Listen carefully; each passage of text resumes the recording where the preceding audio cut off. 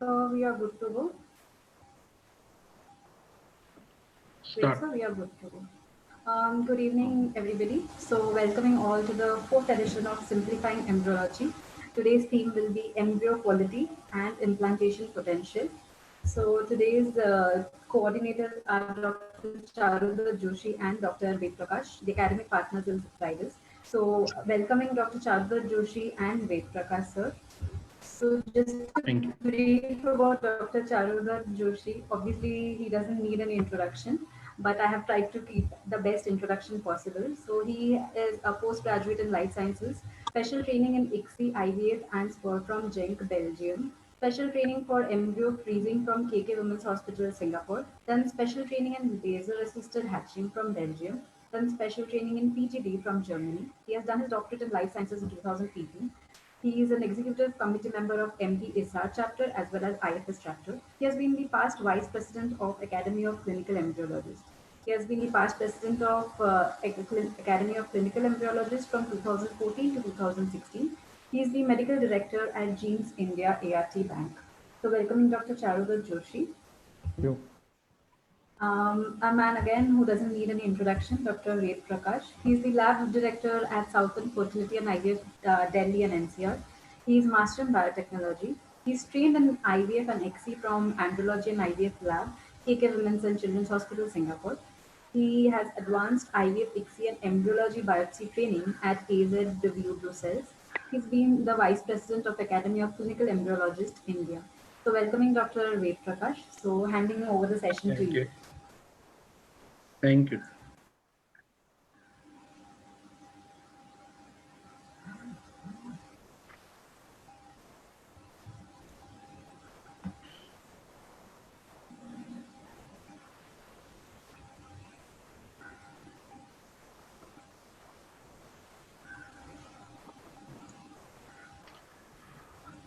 Good evening, everyone. On behalf of IHERA and Zydus Cadila, I welcome all of you.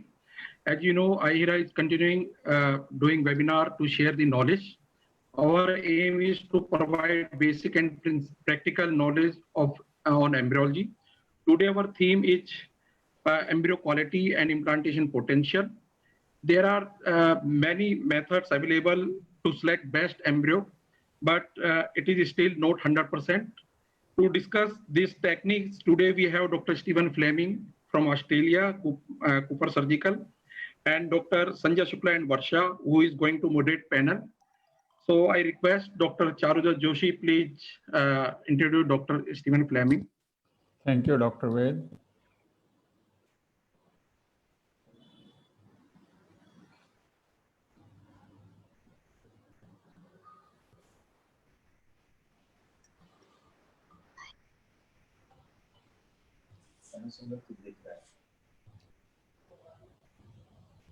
So, very good evening to everyone. It is an honor and privilege to introduce one of our very good friends indeed in India who is regularly visit, Dr. Stephen Fleming. And he is presently Director of Embryology at Cooper Surgical. He is an honorary associate at the University of Sydney and Director of Embryology for Cooper Surgical. From 93 to 97, he was appointed lecturer in obstetrics and gynecology at the University of Nottingham in England, where he established the world's first master's degree in assisted reproduction technology with Semen PhD. From 98 to 2008, Stephen was the scientific director of Westmead Fertility Center in Sydney and appointed senior lecturer in obstetrics and gynecology at the University of Sydney. So Dr. Stephen Fleming is very well known to us, and as an embryologist, we always feel for the selecting the best embryo, which embryo has maximum implantation potential. And we know there are so many techniques now available by which one can select out the best embryos. So today we are going to listen the techniques of non-invasive morphological identity markers by which we can select the best possible embryo which has best potential for implantation. So once again, welcome, Dr. Stephen. Now it's I will hand it over to Dr. Stephen. Thank you very much, Dr. Joshi. I think I'm being blocked from sharing my screen at the moment. I think you have to stop sharing your screen. Yeah.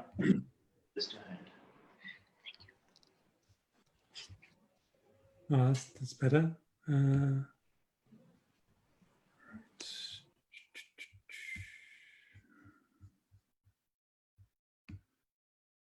Now, can everyone see that? Can everyone hear me? Yes, Yes, yes, sir. yes. Please continue. Okay, wonderful. Okay, so I'm delighted to be speaking to you all about this subject of non-morphological markers of embryo quality. So I think we can agree that this day 5 embryo is a top-grade hatch blastocyst.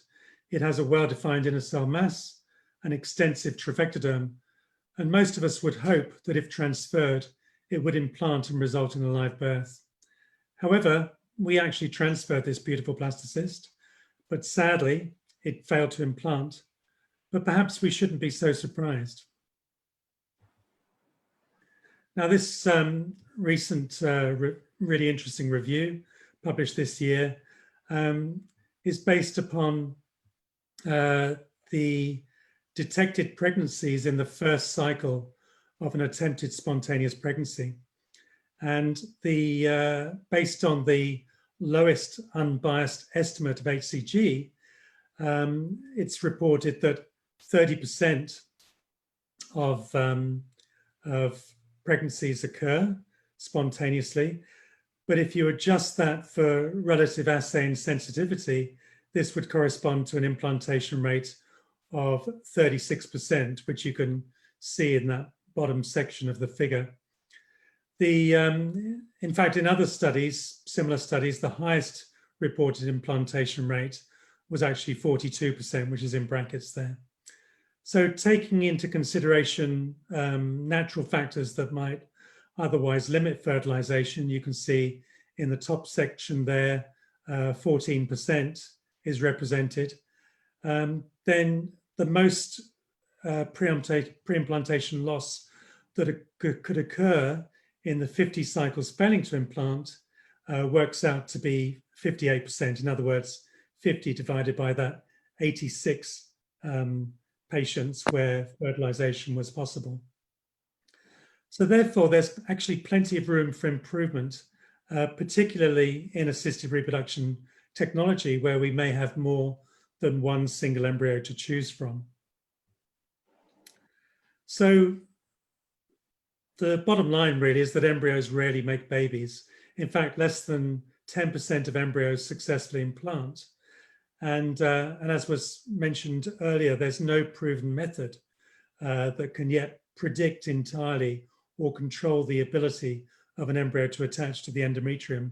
And indeed, implantation is a very complex process which remains incompletely understood.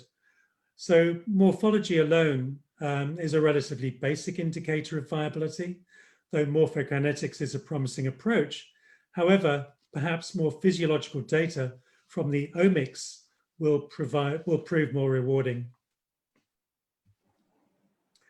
So over the past 20 years, there's been advances in biotechnology that have led to the emergence of high throughput techniques that offer a more global view of biological processes than just morphological development, such as functional genomics of DNA sequences, their encoded proteins, and metabolism products. So one of the concepts that's been developed is the so-called Omics Cascade. So the field of omics is actually ever expanding, and new or more functional approaches have been included, such as epigenomics, which is the assessment of epigenetic modifications, and secretomics, which is the analysis of secreted products. Systems biology, which aims to understand the systems and its functions as a whole rather than as separate components, considers molecular interactions at different levels, so-called the interactome. and translates them into well-defined networks, such as gene regulatory networks, protein interactions, networks, and metabolic pathways.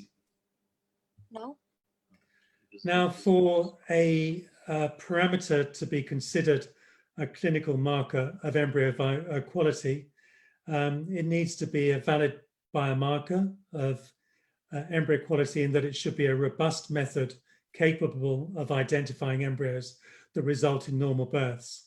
The method should ideally be relatively inexpensive, non-invasive, easy and quick to perform, with maximal sensitivity, specificity, and reproducibility. So the first aspect of the omics to consider, of course, is genomics. And the main application of genomics in ART, of course, is pre-implantation genetic testing for aneuploidy, or Pgta. So Pgta is a sophisticated form of aneuploidy screening that reliably differentiates between euploid embryos, which contain the normal number of 46 chromosomes in each cell, from aneuploid embryos, which contain an abnormal number of chromosomes in one or more of their cells, either less than 46, or, as can be seen in this example, more than 46 chromosomes, this being trisomy for chromosome 10. So the simple reason why we should elect to perform Pgta is to identify euploid embryos for transfer, because it's well known that embryos containing the correct number of chromosomes are more likely to result in a successful pregnancy, whereas those containing an incorrect number of chromosomes are less likely to implant and more likely to result in miscarriage or genetic disease. These days, analysis of embryos for Pgta is performed predominantly by next generation sequencing, which is a sophisticated technique that provides more information than simply the number of chromosomes in each biopsied cell. It can also reveal segmental duplications and deletions of sections of each chromosome, as well as some forms of triploidy and mosaicism. So there are various benefits to Pgta, including increased implantation rates, decreased multiple pregnancy rates, decreased miscarriage rates, and of particular importance to patients, a decreased time to pregnancy. And one of those advantages is clearly shown in this randomized controlled trial of elective single euploid embryo transfer versus double embryo transfer at the blastocyst stage, which shows quite clearly no significant difference in the ongoing pregnancy rate, yet, as one would expect, a doubling in ongoing singleton pregnancies, and most importantly, no twin or triplet pregnancies following elective single euploid embryo transfer. Although the randomized controlled trial of day 3 biopsy with analysis by fluorescence in situ hybridization reported by Mastenbroek et al. Failed to demonstrate any benefit to patients of advanced maternal age, all subsequent RCTs of Pgta with more advanced methods of analysis have reported clinical benefits following biopsy at various stages of development, including reduced miscarriages and increased delivery rates. And if you look at the meta-analyses furthermore, various meta-analyses of Pgta have demonstrated a clear advantage when a clear disadvantage when FISH was used, whereas there was clear benefits when more advanced methods of analysis were used. So there are really two versions of Pgta. During FISH, which was Pgta1, if you like, and then after FISH, version 2, which was much more successful.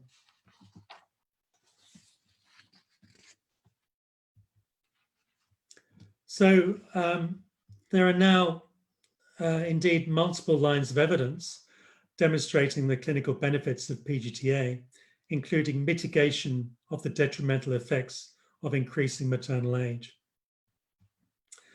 And at the end of the day, we have the same goal: to help our patients achieve a healthy pregnancy. And this large body of data from the Society of Assisted Reproduction technology in the USA clearly shows that Pgta can help with that goal because its use is associated with a lower risk of miscarriage and a higher chance of a live birth, especially in older patients. However, it's noticeable that after the age of 40, the results are nevertheless poorer, regardless of the advantage of using Pgta. So it's really not all about aneuploidy, and patients are clearly different. Age appears to have a detrimental effect upon other oocyte-associated factors. For example, this might include mitochondrial function, and perhaps increasing age also has a detrimental effect upon the endometrium. So if we think of the next step down the chain from genomics to transcriptomics, this is the study of RNAs or transcripts, the so-called transcriptome, which is encoded by the genome of a specific cell or organism at a specific developmental stage or under a specific set of physiological conditions using nucleic acid sequencing methods or microarrays.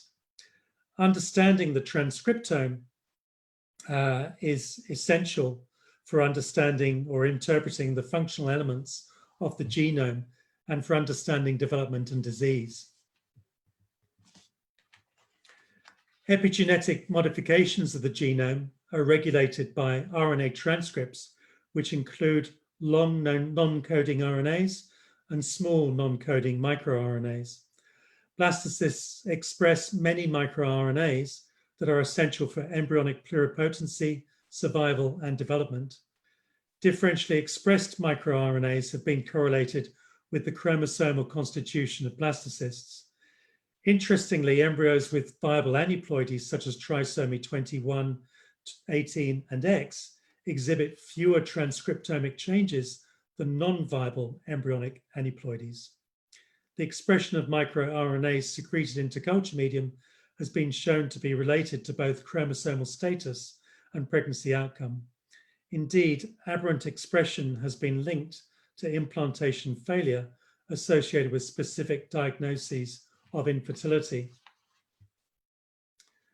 And in this pilot study from the University of Leeds, albeit a small study, you can clearly see differential gene expression in human trophectoderm biopsies, which they assayed using a ultrasensitive next generation RNA sequencing strategy that could predict blastocyst implantation competence.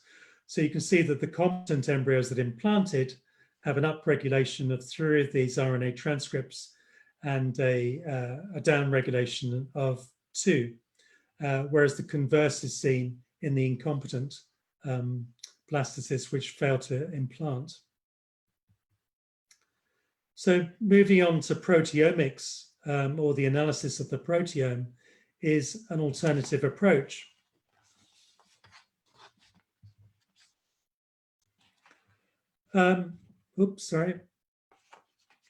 MicroRNA expression doesn't always correlate with protein synthesis and secretion. And fortunately, advances in mass spectroscopy have now enabled analysis of the embryonic proteome. Sorry, I've gone too far.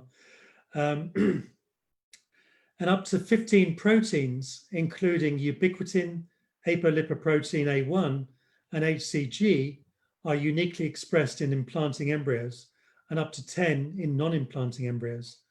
Up to 9 proteins have been suggested as potential biomarkers of aneuploidy.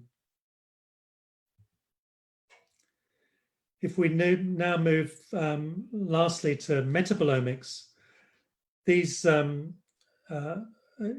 is the analysis of small molecules or metabolites, and metabolomics comprises the final downstream products of gene expression. So it provides information about both genotype-phenotype relationships and genotype-environment interactions. Technologies similar to those used for proteomics can be applied for metabolomic analysis, but nuclear magnetic resonance, diverse vibrational spectroscopy, or matrix-assisted laser desorption ionization are the preferred methods for metabolite detection. Embryo metabolism has been extensively studied over the past 30 years, mainly looking at carbohydrates such as pyruvate and glucose and amino acids, though carbohydrate metabolism alone doesn't appear to be suitable for clinical application.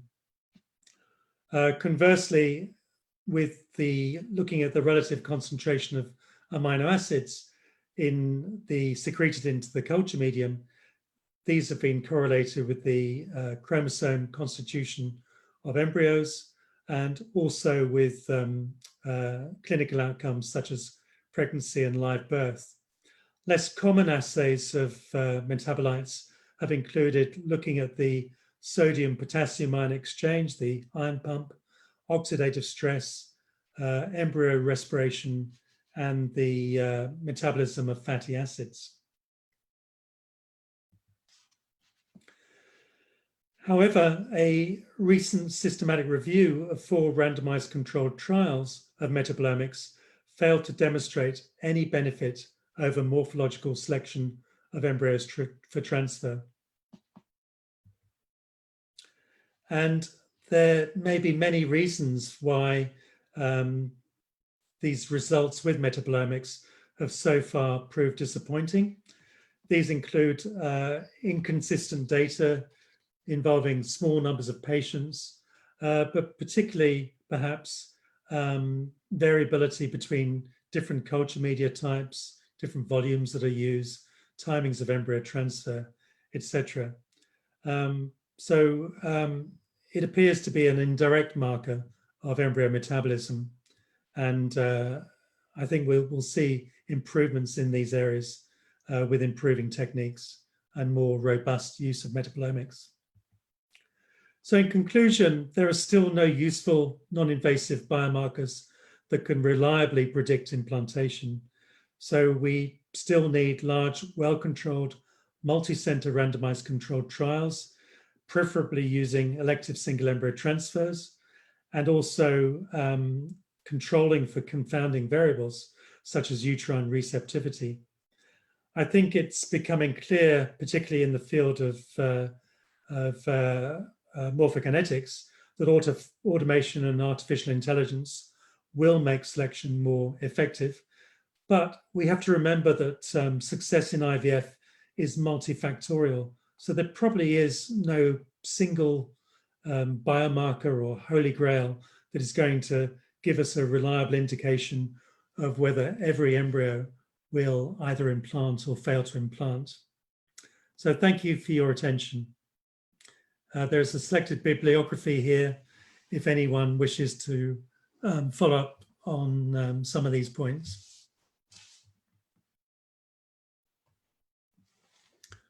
I'll finish sharing now, I think.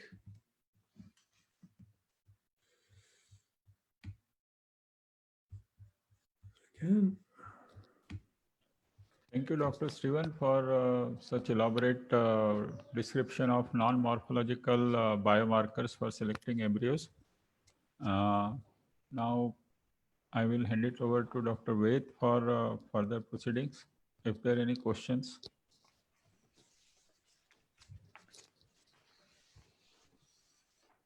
I think there is no question right now. Maybe we can move ahead, and we will take question at the end. Okay. Okay.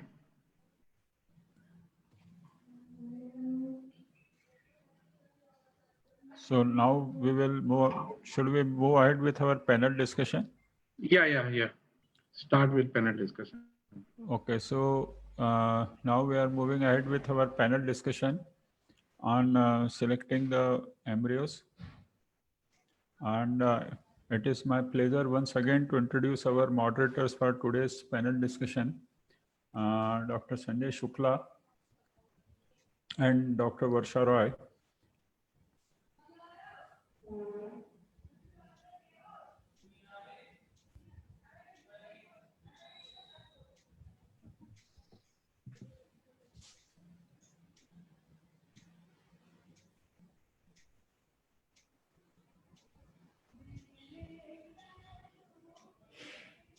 So to begin with, Dr. Shukla is presently working as lab director at Bhayati Hospital, Jaipur, and Shivani IVF and Fertility Center, Jaipur. He has done PhD in life sciences, worked on early diagnosis of typhoid fever, working in field of human reproduction since 98. He awarded fellowship in biology of reproduction from Charudat sir, sorry to interrupt. The uh, slide is not yet visible, sir. You can uh, just okay, press F5, sir, on your keyboard. yeah, okay, let me just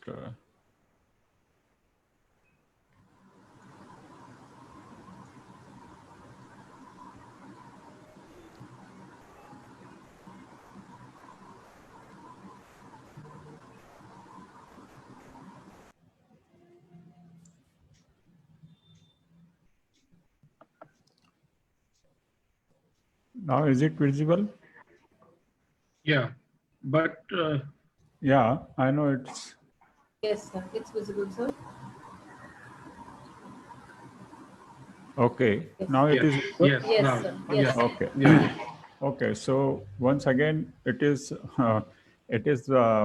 an honor to introduce my very good friend Dr. Sanjay Shukla. So he is presently lab director at Bhayati Hospital and Shivani IVF and Fertility Center, Jaipur. He has done his doctorate in life sciences and worked on early diagnosis of typhoid fever, working in field of human reproduction since 98. He has been awarded fellowships in 2006 in biology of reproduction from Centro de Estudios Gynecologia Reproduction, Buenos Aires, Argentina. He is presently Secretary, Academy of Clinical Embryologists, India. He is presently Chairman, Academic Wing, Academy of Clinical Embryologists, India, and he is editor for our newsletter of the Society, Academy of Clinical Embryologists, India. So welcome, Dr. Shukla. Thank you very much.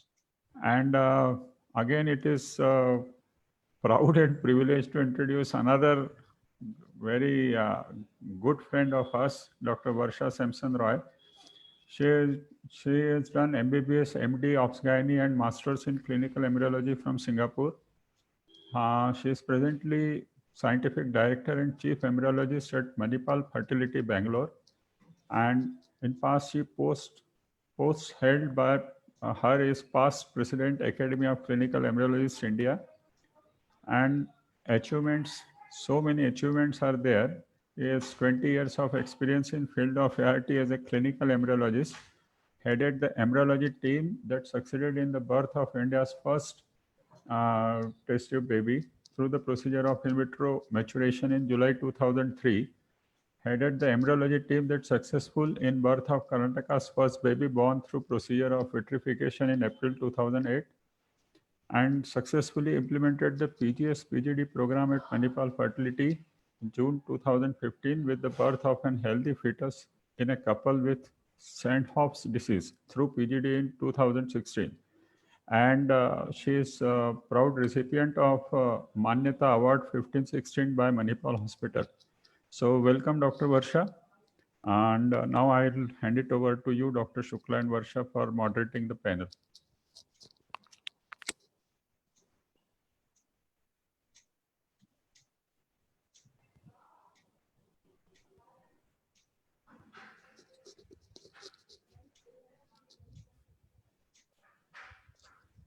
I invite Dr. Varsha to share her screen. Great.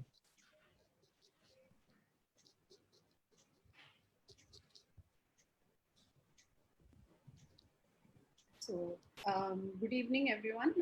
Am I heard? Yes. Yes. I would like to start by thanking Dr. Ved Prakash and IHERA for inviting us and establishing this wonderful platform, a good academic platform for discussion, especially for embryologists and professionals in ART.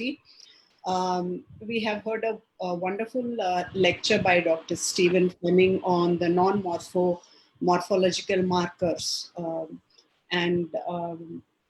So this panel discussion that Dr. Sanjay and me will be conducting, we discussed that since the non-morphological markers were handled earlier in the presentation, we will focus only on the morphological aspects primarily, which help us to identify embryos, to select or deselect them. We do know that in spite of a few non-invasive methods of embryo selection, especially time-lapse is an upcoming method, but most of the IVF labs still do use morphology, not only in India, but globally, to select or deselect their embryos. So this panel discussion is going to be based majorly on the practical scenarios, case presentations, and how each panelist or each one of us would like to proceed with the particular case. So in many instances, there wouldn't be any answers which would be right or wrong, but each of us would have our own justification as to how we would go about with the case. With that, I welcome all our panelists, Dr. Shubhangi, Dr. Akansha, Dr. Dharmesh, and Dr. Nishad. And of course, Dr. Stephen, it's a pleasure again to have you on this panel discussion.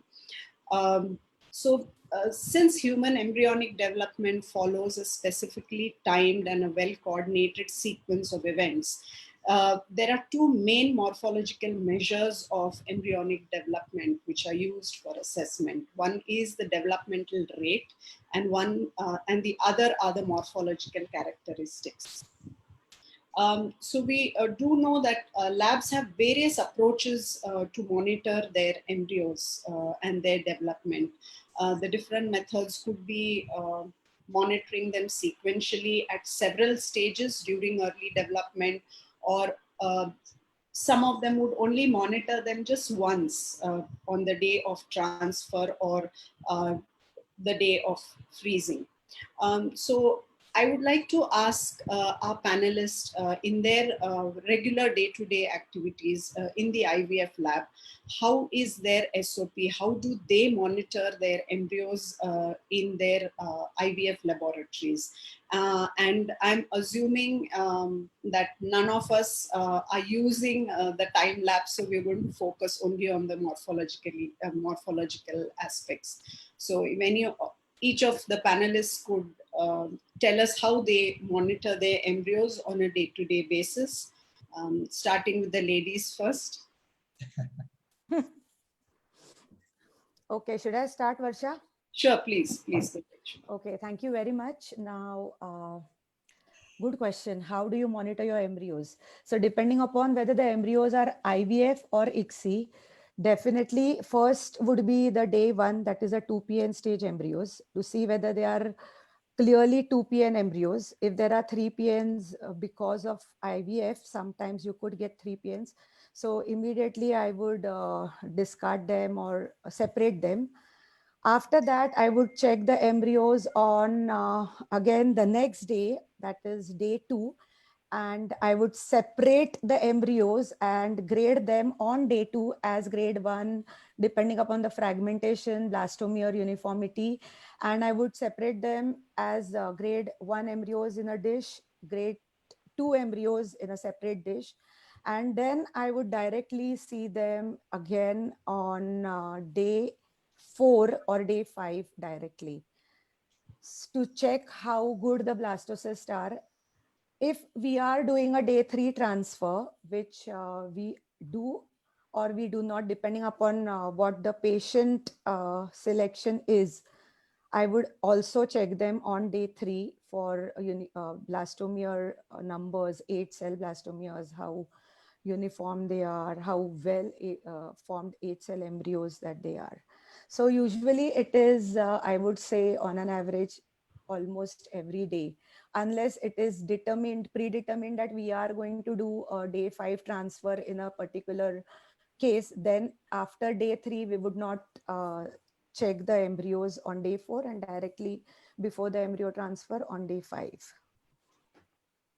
Sure. Dr. Akansha? Do we have Dr. Akansha with us? Yes. Yeah. Am I audible now? Yes, yes. Okay, so well, in our lab, as everyone will agree, it is mandatory to check on day one, obviously, to check for the PN. If there is an MPN, then you obviously have to separate it. We see a much lower incidence of MPN happening with ICSI, but it does occur. And once it disappears, then there is no way to make out from the embryo itself. So I think it is mandatory to check on day one to check the PN specifically, whether it is a 2PN or an MPN, and separate that.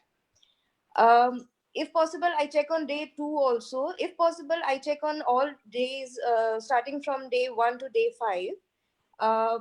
But I think the most important are day 1, day 3, and day 5. I'm not that keen on day 2 and day 4. That's strict on those days. So at least once a day, I think it is good to monitor. On day 2, we obviously check for the number of blastomeres and the fragmentation. Same on day 3. We also do a day 3 transfer or a day 5 transfer, depending on the patient and the history and what the patient wants. Normally, the embryos that I see on day 3, which are not good, suppose I have supernumerary embryos on day 3, we might freeze the good embryos on day 3, and the embryos that don't look that good on day 3, I like to put them in the blastocyst culture medium to see whether they are progressing up to day 5. So my days of checking are day 1, 2, 3, 4, 5, but more strictly day 1, day 3, and day 5. Okay. Okay. Thank you. And Dr. Dharmesh and Dr. Nishad? Specifically after IVF or ICSI, on day 1, we check for the pronuclei just to check whether it is polyploidy or not. Day 2 is an important day for us to check. We make our mind that we might be culturing late, or we might be freezing or transferring on day 3. Day 3 is the day when we decide, are we going for blastocyst, or are we freezing some, vitrifying some, and allowing the rest to culture till day 5. Day 4, if I'm keeping the embryos on day 3 till day 5, usually I skip on day 4, because I don't feel that there is any importance of doing that. And on day 5, all the blasters or whatever, this is the way we check. Sure. And Dr. Nishad? Yeah, so yeah, we do single drop culture for all the patients, and almost 95% patient going for blastocyst transfer. We even record our ICSIs for each and every patient, so we can correlate that data also, and we take pictures of each and every day. We start with the first fertilization check. Also, in some cases, we also do syngamy check. So that is also helpful in determining your morphometric analysis. We also take pictures of day 2, day 3, day 4, day 5, but the criteria is going with your fertilization, then your day 3, especially if you're getting good 8 cell with slight chance of compaction or compacting at around 66 to 72 hours. This is a margin which is a good selection criteria for any good embryo to go into blastocyst also. And then blastocyst on day 5 also we check, and we wait till there is a point of hatching and some part of the profectoderm is coming out, and then we decide on transfer. So these are the parameters. We take pictures, and on day 5 we correlate all these pictures. It's like a manual time lapse, you can say, every day each pictures, and then select on the basis of these criteria. Sure. And Dr. Stephen, would you like to add to that? How do you prefer to monitor the embryos? Yeah, well, first of all, I always used to prefer splitting eggs and embryos between 2 dishes so that any examination is reduced in terms of the total exposure of the oocytes and embryos to conditions outside of the incubator. And also on the last time I was involved in clinical embryology, we would do a day 1 check, of course, for fertilization, but we would also do a day 1 check for early cleavage. And I think if you do that, it obviates the need for perhaps doing a cleavage check on day 2. And then we were using sequential media. So of course we would do a check on day 3 when we change the media. Although I think there's a good argument if you're using single step media to again avoid doing that check on day 3. So really the concept that I would follow, and what I think is one of the main advantages of time-lapse incubators, is not disturbing the embryos unless you have a really good reason to do so. So minimizing the stress that the embryos are exposed to. So maybe 2 or 3 checks at most. All our panelists have mentioned how they regularly monitor their embryos. I think most of them, all of us do the fertilization check, which is mandatory on day 1. Yes. Some of us then monitor the embryo on alternate days, probably then day 3 and day 5. None of the panelists probably are in favor of doing a day 4 check. So none of us find the morula very exciting. And depending, I think most of us take a call on day 3 if we want to proceed with blastocyst culture. But I think Dr. Nishad is more in favor of almost taking 95% of his IVF cycles towards blastocyst culture. So we'll come to that later. So this, and I'm sure even all the delegates who are listening to our panel also will agree that more or less these are the patterns by which we monitor the embryo on a day-to-day basis until unless we have a time lapse. So we are aware that frequent monitoring of the embryo, bringing the embryo out of the incubator, monitoring it frequently does add on to the stress to the embryo. But then it also adds a lot of information, gives us a lot of value as to how to proceed further. So with that background, we move over to embryo quality, and we do know that most of us grade the embryos and have all of us have gone through the Istanbul consensus between the ASHRAE and the Alpha group on how to grade the embryos. But before we go to that section, I would like to know from our panelists, what are the different factors that will influence the embryo quality? Can I start, Varsha? Yes, yes. Any of you can take up the question. Okay. Again, how good or bad the embryo is depends on multiple factors. You can't really single out one factor. But according to me, essentially the embryo culture system, whether you're using droplet culture or group culturing the embryos or sequential media or single step media would matter. Again, like we discussed just some time back, that how often are you stressing out the embryos, taking them in and out of incubator. But most importantly, what I have come to realize is that it is inherently how good or bad the gametes are is going to determine how good or bad the embryos are. So genetically, the gametes, inherently the good gametes will most probably give good looking, morphologically good looking embryos.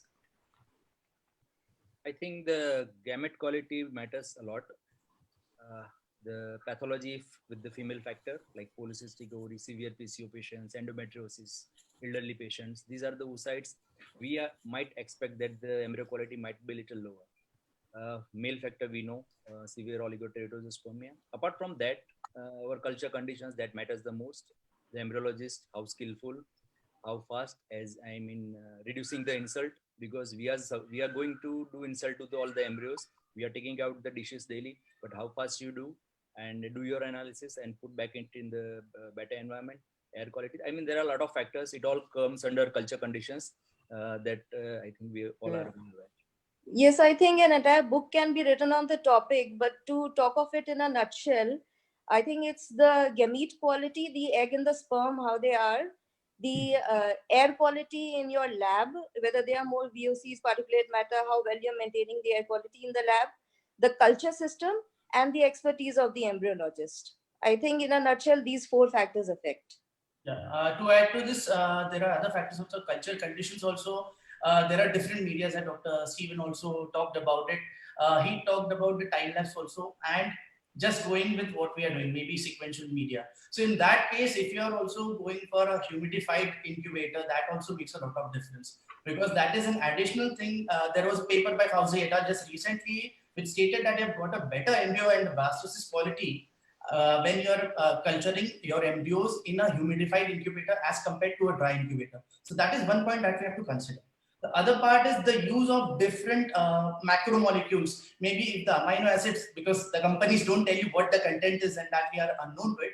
But even then, like for example, the dipeptide glutamate, if it is increased, maybe it will decrease the amount of ammonium that is secreted as a metabolite. So maybe that is also affecting the blastocyst formation rate. So these are the small parameters that we have to consider, because the internal pH is also affecting the outer pH in this scenario. So considering the pH, the osmolarity, the temperature, that is the basic QC has to be done properly, other than the air quality. I think media nowadays, they are But yeah, ammonium free, isn't it, Dr. Stephen? I'd like to ask you, most of the medias are ammonium free these days. Yes, indeed. Most Yeah, of the so I mean, media how should does that use matter? a stable form of glutamine. So you don't get the toxic buildup of ammonia that you used to get in the earlier generations of media. Right. And one more thing is maybe like using GMCSF. I think there are a few people who are going for GMCSF. That is also where you're getting slightly better blastocyst formation rates and better quality blastocyst. So that is something we should look forward to. I don't think we can experiment much at this level, but if that is the case, I believe that's a good way to our future.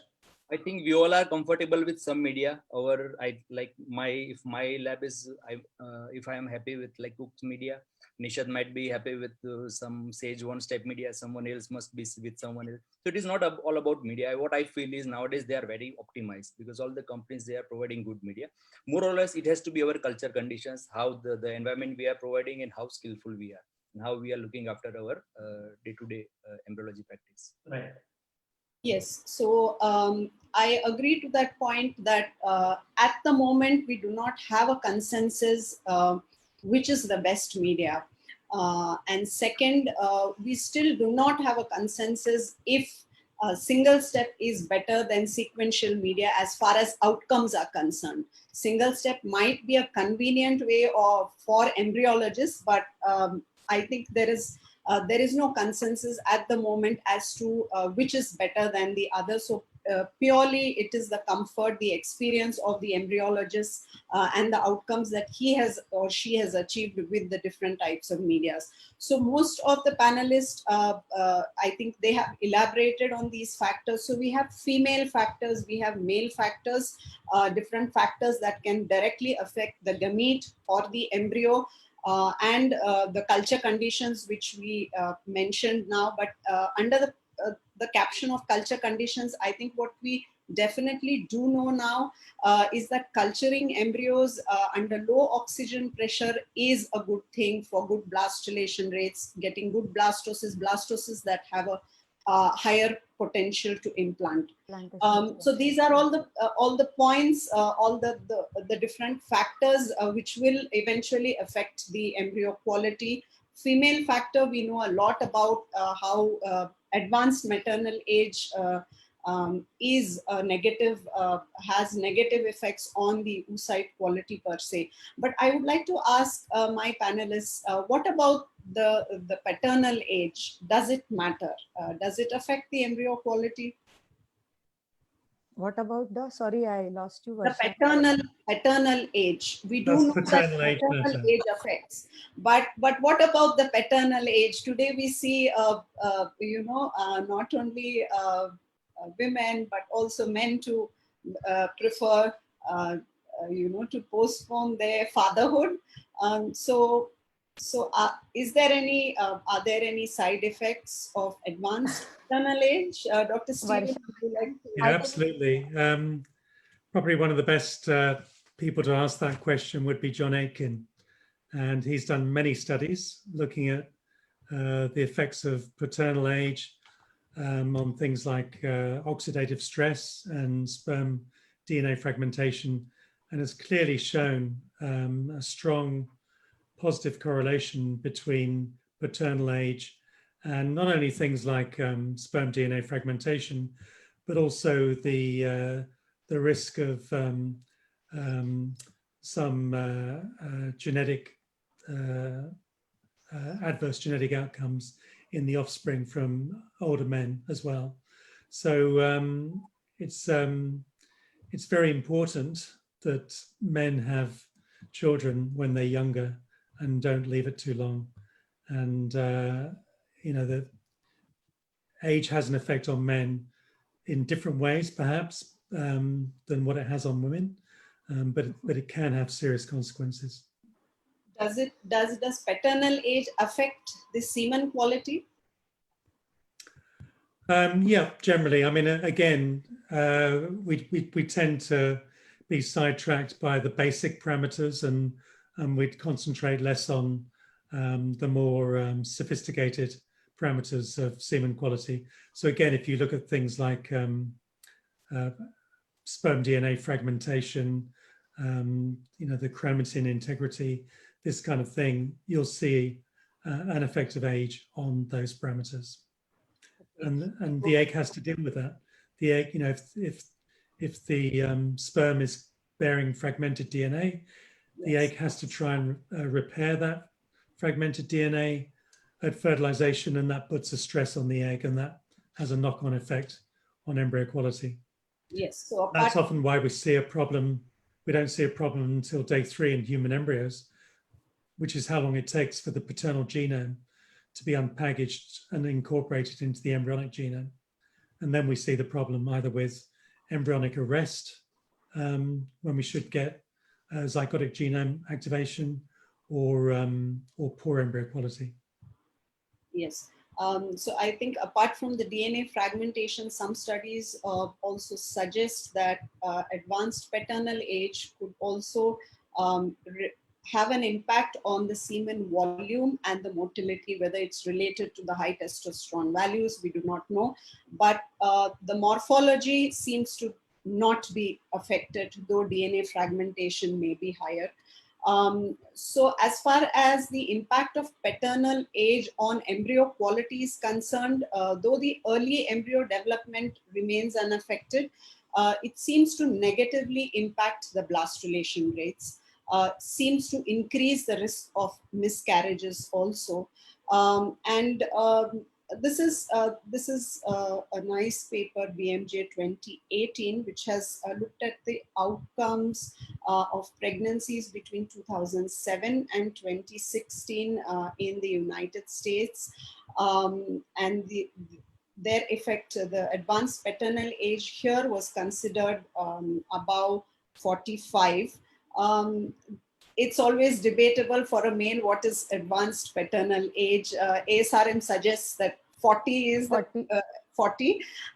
Okay, so this paper looked at how advanced paternal age affects the perinatal outcomes. And what they concluded was that males above 45 years of age, they showed a higher risk in the pregnancies of premature birth, low birth weight, and the children showed 18% higher odds risk of seizures. And men who are above 55 years of age and fathered children, these babies had a higher risk of getting into the neonatal ICU. So that was a concern. So the suggestion was that if men could father children below the age of, before they reach 45 years of age, we could reduce the incidence of premature births by 13% and low birth weight by almost 14 to 15%. So that was an interesting finding.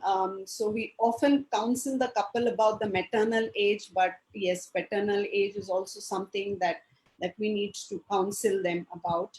However, there is not much literature. We do not have studies looking at effect of paternal age on congenital anomalies, or long-term effects are unknown. Dr. Varsha, in a lighter note. On a lighter note, even I would like to say something. In my career of 20 years, I have seen two men, one of who was around 65 years of age, trust me, and I'm not joking. And the other one was around 67 years of age. I did ICSI on both the semen samples, obviously. And I did get good quality oocytes, but however, we couldn't follow up on the pregnancies whatsoever because they had come from some really peripheral center to us. So we were quite surprised to see a good sperm count and relatively good sperm morphology as well. So No, I think it's well known that men can father children at a very, very advanced age. Even naturally. Sorry, that they do not have a biological clock, but these are some concerns raised, and I think patient counseling should also include this as a part of the. Right. So, do you think, like on a lighter note, that like we suggest social freezing for women, should we also do it for men in such a scenario, like 40 plus men that freeze your sperm? Like, what is your take on that? Nothing wrong in suggesting. I mean, moving forward, I don't know if we have more evidence coming up.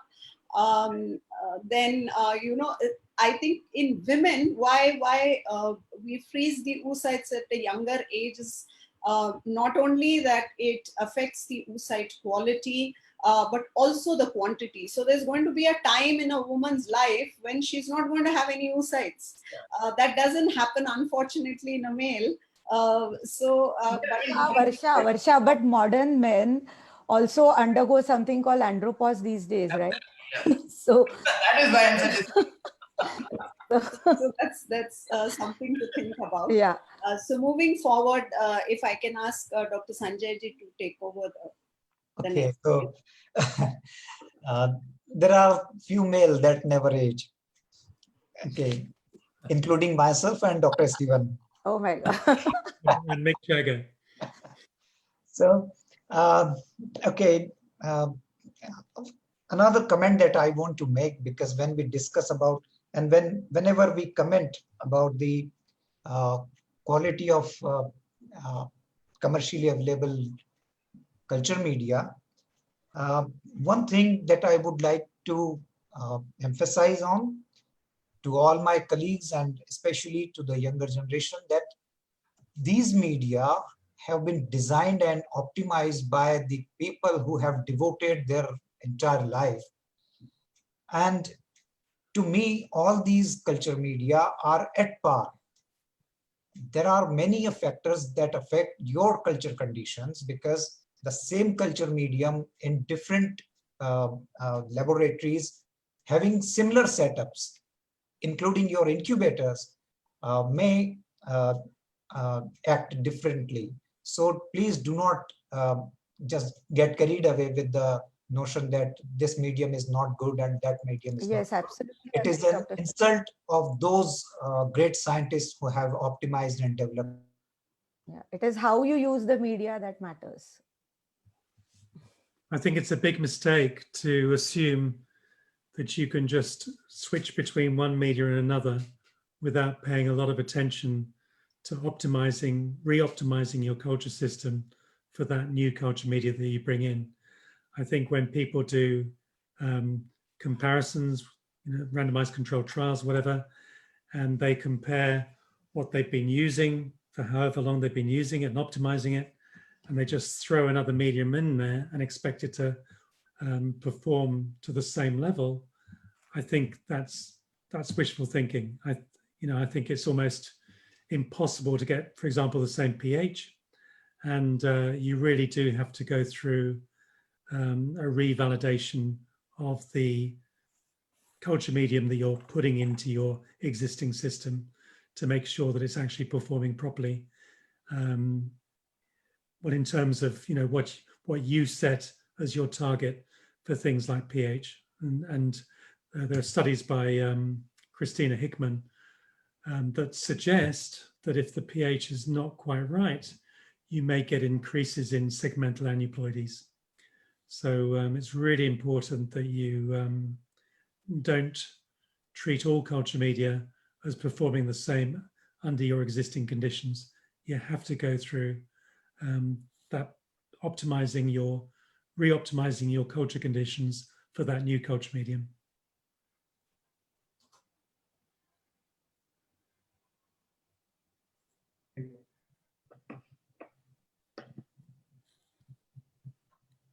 Sanjay ji, over to you. Actually, Sanjay sir got disconnected because of network issues. So Varsha ma'am, you can please continue. He just Okay, so this is the first case, and Sanjay ji had to discuss this case. So these are the zygotes at 18 hours post ICSI. Both of them at 18 hours post ICSI, and if any of the panelists would like to comment on both of them.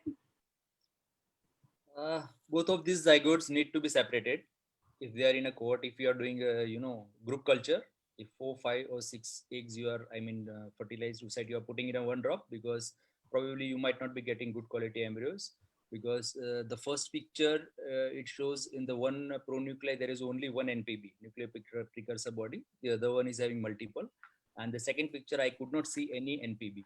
So probably these two might not be developing in a good quality embryo and might not be able to give us a pregnancy. And also the polar body position to the axis of the pronuclei, if you see that the beta angle in the second one is slightly better, it's less than 30 degrees. The pronuclei are also not overlapping at the equatorial region. There is no halo. So actually both of them, I would be very, not very happy to, transfer them if I'm doing a droplet culture. Any more comments? So the panelists feel that both the zygotes are not of a good quality. See, So if we have any better ones, I would use them. Right. Also, the NPBs are not visible. First of all, at least you require 5 to 7 NPBs per pronuclei. Here we are seeing only one, and the second one in one, yeah. And the second one, they are unequal. All should be of equal size. So there is a dynamic and aligned at the equatorial, exactly. equatorial the region. number of NPBs also correlate. If they are equal in number and equal in size, there is alignment with the blastocyst formation rate also. So it's a good predictive marker in one case. Right now we cannot see in the second case. So the second picture we cannot see the NPBs. Okay. Dr. Stephen, you wanted to add something to the discussion? Yeah, I was only going to say that if I had to choose between them, I would choose A over B. With A, you can see cortical clearing in the zygote, and at least you can see some nucleolar precursor bodies in the bodies.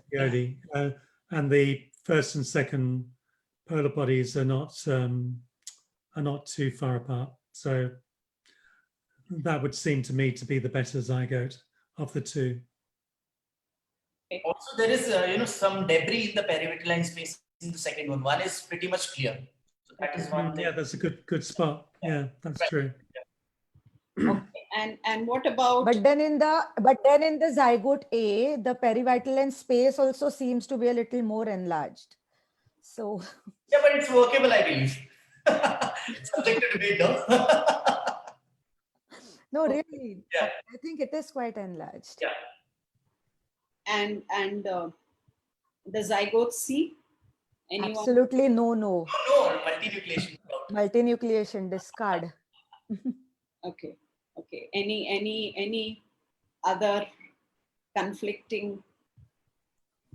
Someone must have tried intentionally to produce. Yeah, maybe your junior embryologist was practicing ICSI, trying to inject sperms in the same egg. Okay, so let me intervene. It's IVF, isn't it? Yeah, this particular zygote, actually, it was exceeded by me. Oh, wow. So Really? it was a 40 years old lady, and she had only 2 M2 oocytes. Ulemma offered no resistance at all. One degenerated, and the other one, this one, had multinucleus on day 1. In fact, the husband also had oats. So I deliberately put this particular thing. This is post-ICSI. Are there not sperm in the zona pellucida there in C? They look like it looks like a IVF. Yeah. Looks like IVF to Yeah, me. yeah, IVF to me as well. So it was You not can an see, Sounds you can, like that's yeah, you polyspermy. can see some, yeah, it is polyspermy probably. So we do see multi-nucleate zygotes even after ICSI sometimes. And I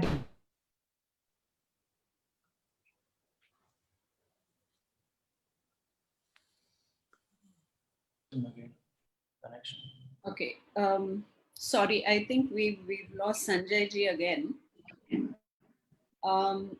So yes, multinucleation could be seen even in ICSI embryos, even when you have injected a single sperm.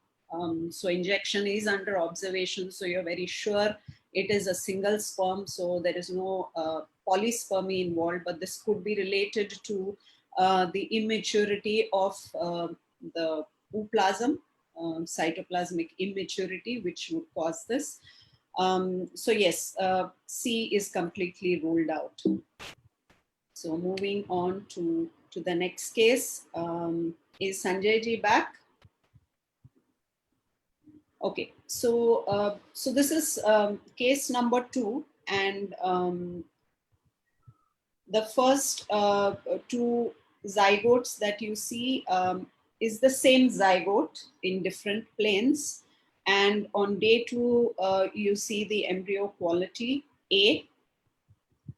Next, lower is another zygote, and which resulted into a better grade of embryo on day 2. So your take on these pictures? Again, the cleavage is asynchronous. It's a 3-cell on day 2. So blastomere symmetry also isn't very good in the grade 1, A slide. Uneven blastomeres. Then there is a little fragmentation. Well, the B embryo seems okay to me. I think the A embryo still might develop normally because the one blastomere is bigger and the other two are smaller. So the bigger might cleave and you might have 4 cell at a later stage. The second one is absolutely perfect. Even the PN grading looks good. The NPB looks pairs and good, and pronuclei are good, and the 4 cell they look quite good.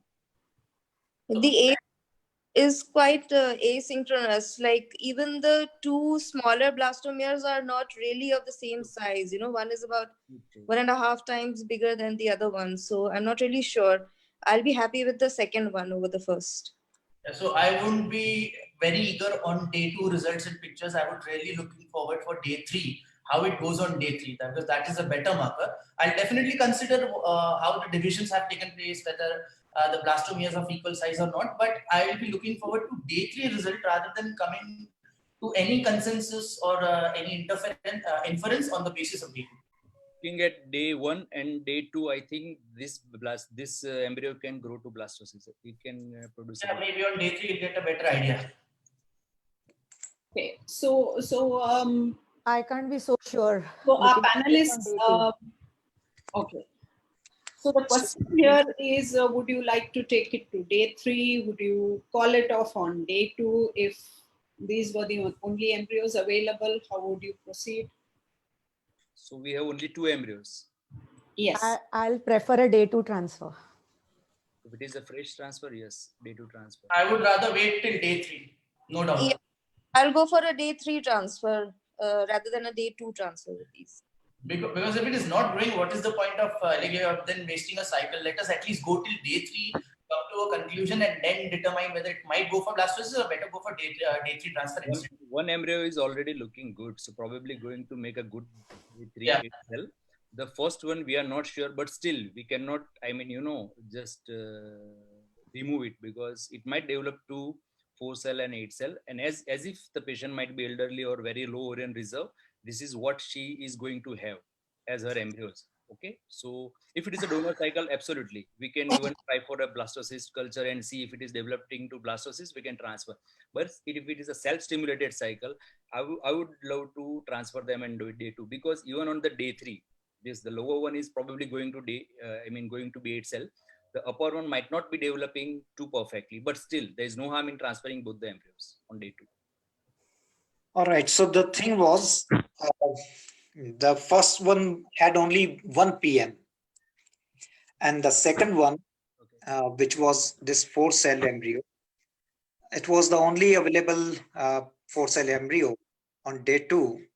So we discussed with the couple and we decided to transfer this one only on day 2, and it resulted in live birth.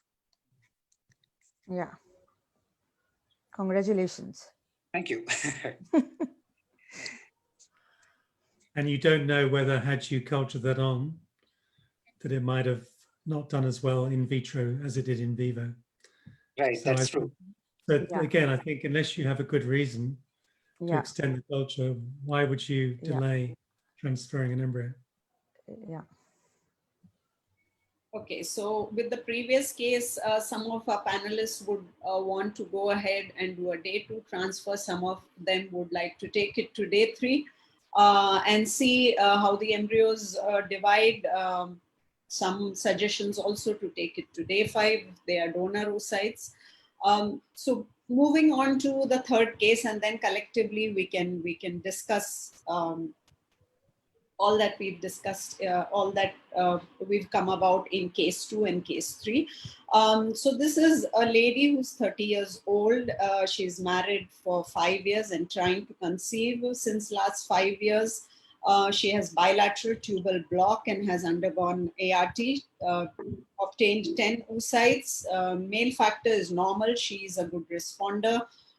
7 out of the 8 mature oocytes fertilized. And on day 3, this is the picture. So as you can see, you have 4 good embryos and 3 poor quality embryos on day 3. So now the question is, this lady is clinically fit to undergo embryo transfer.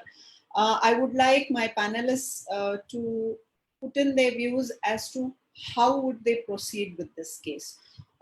Would they go for a day 3 transfer? Would they take all the embryos to day 5? Would they transfer some on day 3, go some to day 5? How would they go ahead with this? Yes, so definitely the 4 embryos are really good quality. So definitely I'm going for a day 5 culture and then selective single embryo blastocyst transfer. I would rather go from that because they look really good, and I'll definitely have a better chance that 4 are there. So I mean, worst case scenario, at least 1 or 2 can become good blastocysts. So why not wait and transfer only 1? I think out of those 4 which are supposed to be good, I think 2 are the best. 2, the one is going to have more than 8 cells, probably. The intermediate one. The lower one, probably I'm not sure. Both possibilities are there. We can transfer. If we are supposed to transfer 2, we can transfer 2 and culture the rest or freeze the rest. Or we can try to culture the embryo till day 5. These are the embryos, at least 1 or 2 blastocysts, probably 2 blastocysts we can expect from this. No, I don't want the options. We're discussing a scenario where this is the patient in front of you and you have to take a call on how you're going to proceed. We will wait till day 5 for a blastocyst to happen in the lab, and I would counsel the couple that the 4 embryos are looking good, so let us culture them till day 5 and wait for the blastocyst transfer. The chances of getting blastocyst are really good and high since she's young, so we don't want to transfer more than 2 in any which way, be it day 3 or day 5. So since she's young, it's only a tubal block, primary infertility, but tubal block patients I feel are the easiest to get pregnant. So I would definitely ask her to wait and transfer on day 5. I will transfer. Dharmesh, any second opinion? Yes. I will transfer on day 3, the 2 best which I could choose from those 4.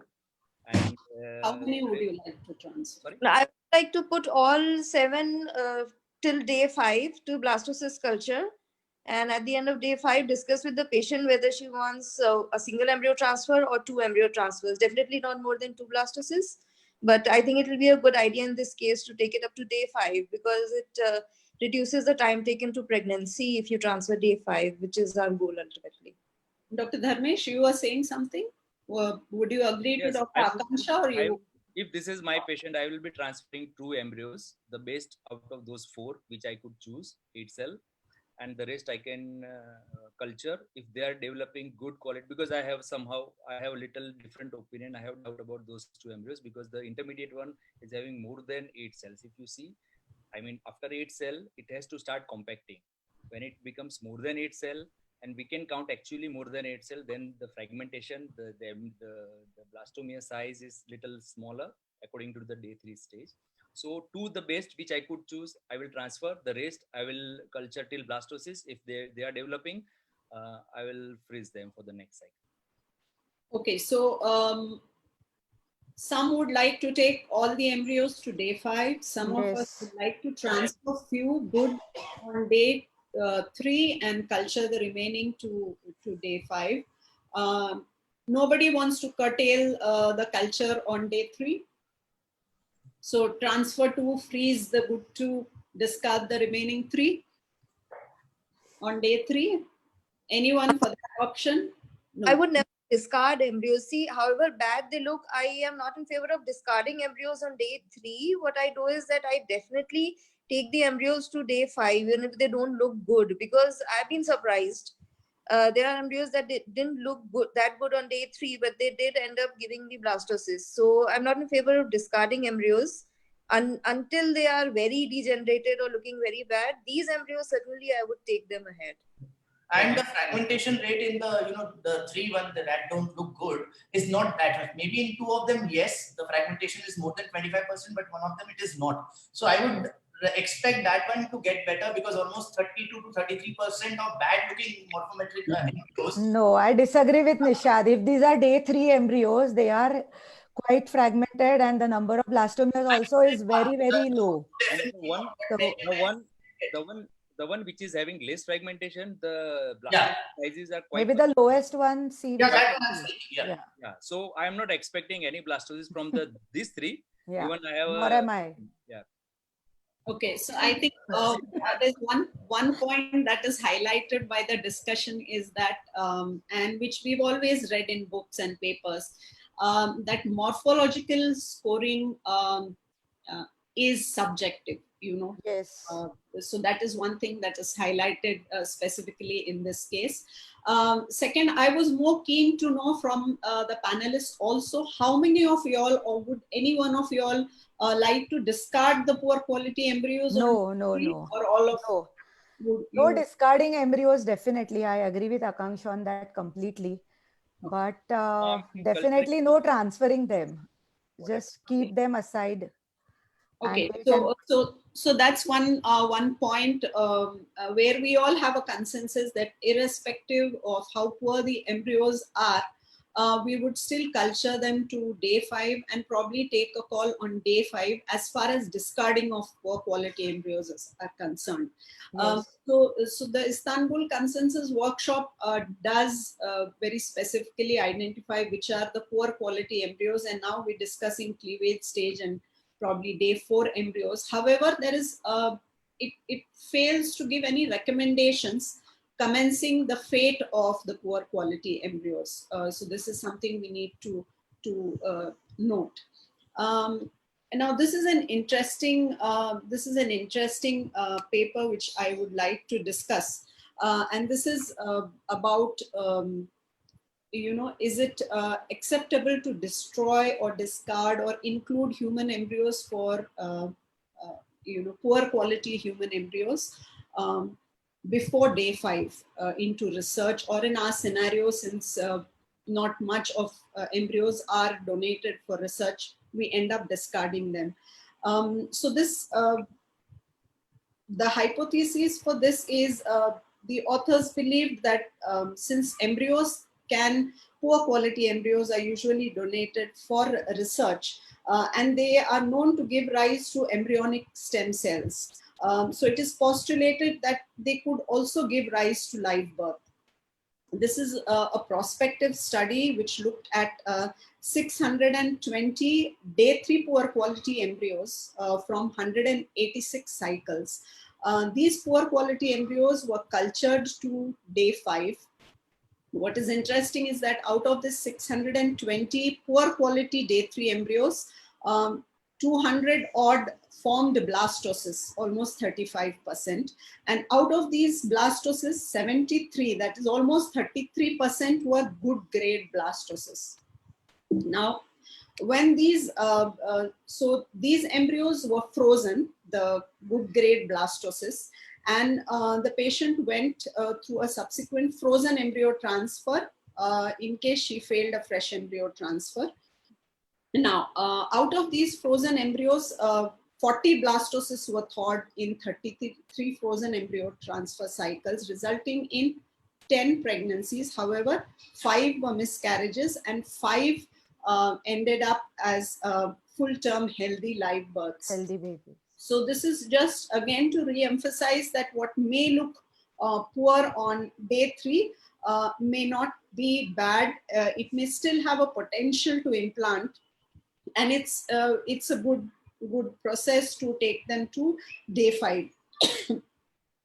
Now, what are the different parameters in the embryology lab? The embryology data that was considered and evaluated was that the authors looked at the number of blastomeres on day 2, the number of blastomeres on day 3, the fragmentation on day 3. And what is interesting here is to reduce the subjectivity.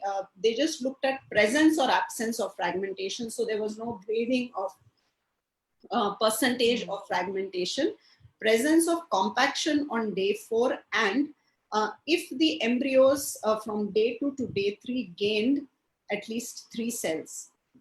What was interesting here is that 2 significant parameters that this study showed in poor quality day 3 embryos is that if they showed compaction on day 4, and if they showed an evidence of gaining 3 more blastomeres from day 2 to day 3, then the chances of they forming a blastocyst are high. So these were significant parameters which were highlighted by this study. So when we culture these poor quality embryos, I think this is something we need to also keep in mind, that if the embryo has gained, if you've checked them on day 2 with a poor quality on day 3, but they've added another 3 more cells, there is a probability that it could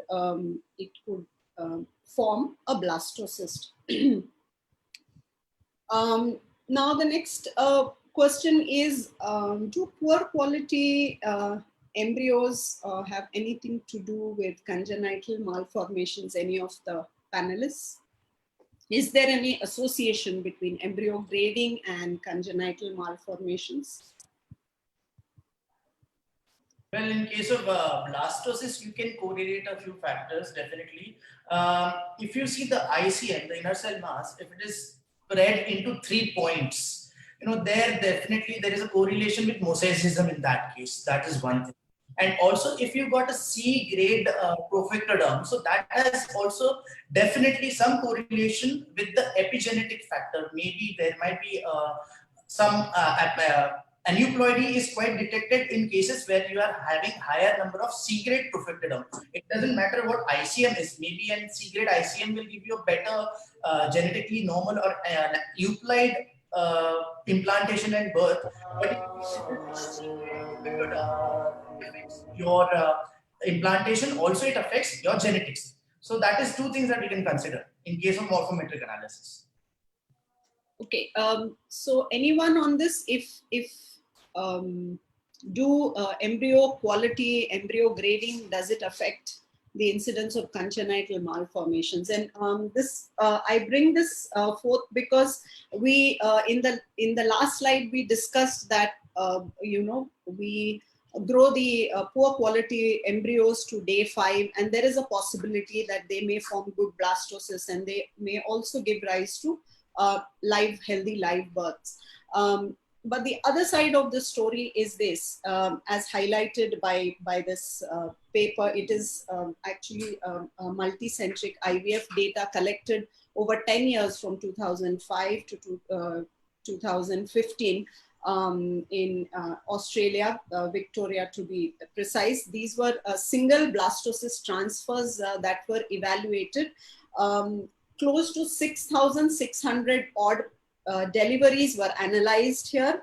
And these deliveries were followed up to 12 months after delivery to look at the incidence of malformations as the and correlated with the embryo grading. Now, one thing we need to understand is that congenital malformations are very rare. Hence, so we're not going to see them very frequently. Hence, we do need to evaluate or look at a data of a large magnitude.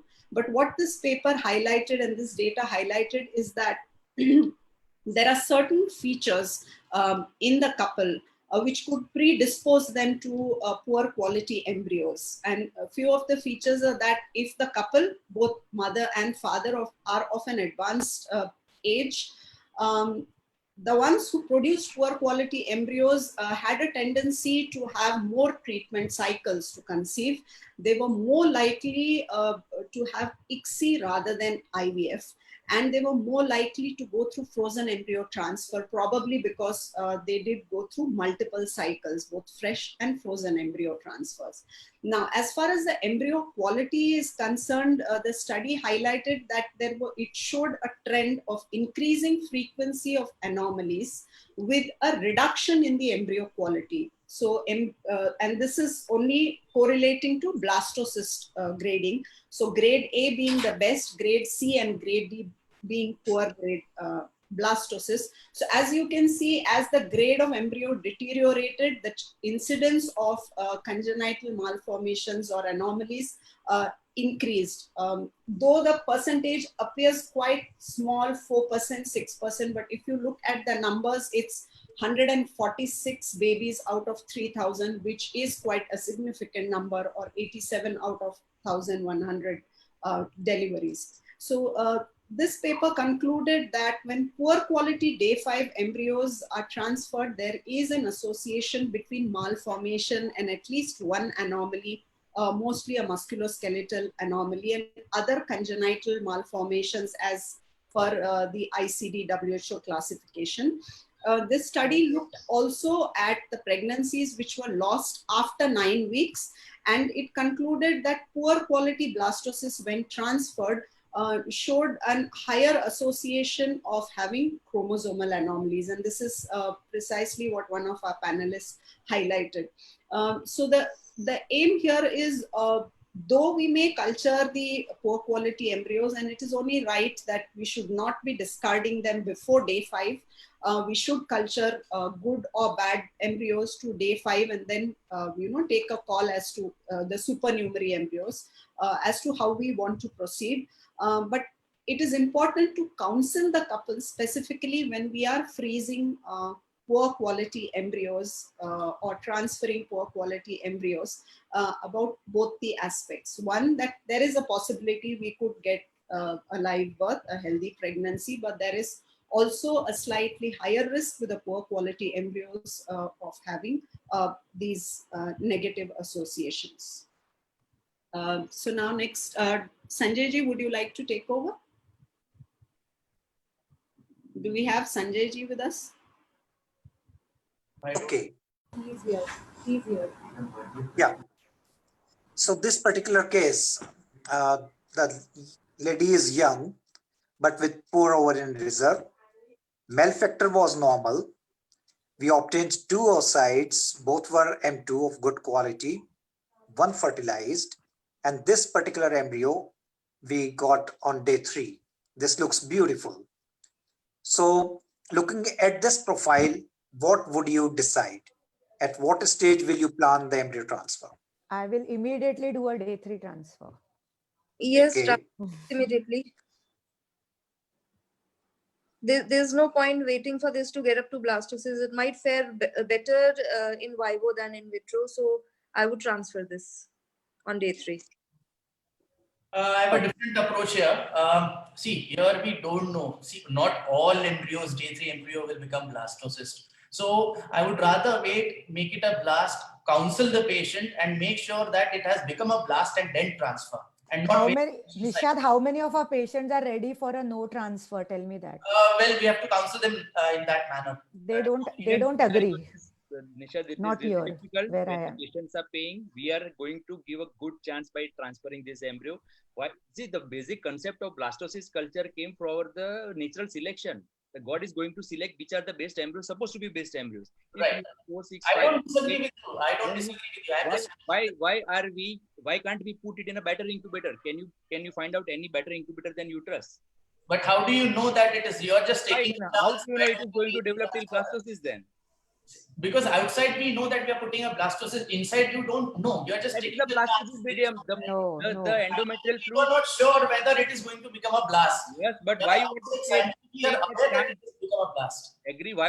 This is, I mean, something. Why this is what you are satisfying yourself. I have developed a blastocyst and transferred. No, we have to give a fair chance to the patient. Yes. Is having one. I agree with Dharmesh. You're satisfying your ego, Nishad, as an embryologist. I'm culturing till blastocyst.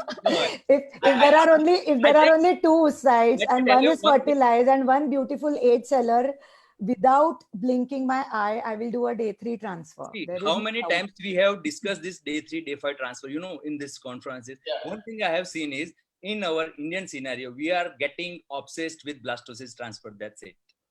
Yes. See, definitely. So, yeah, the thing is that we need to consider the fact that not all embryos, even the good embryos, the euploid embryos, they develop into blastocysts in vitro conditions. So that we will have to accept.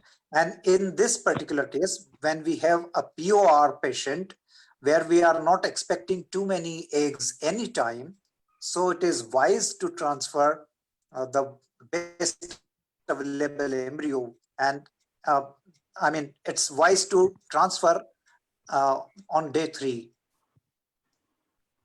Yes. Dr. Stephen, what would your thoughts be on this particular case? Yeah, I agree entirely. I think when you have a patient that is not going to have many embryos, yes, then you have to treat whatever you have with utmost care. And I think extending the culture is not necessarily treating the embryo with utmost care. So I think you transfer as soon as possible. Now, if that patient, fails to become pregnant, then you could say in a subsequent cycle, well, maybe it's worth checking whether you're actually getting embryos that are going through to the blastocyst stage. But we had a couple that had been to a center before they came to us. This was actually a published paper where the male had prune belly syndrome. And I think in total they had about 5 or more embryo transfers.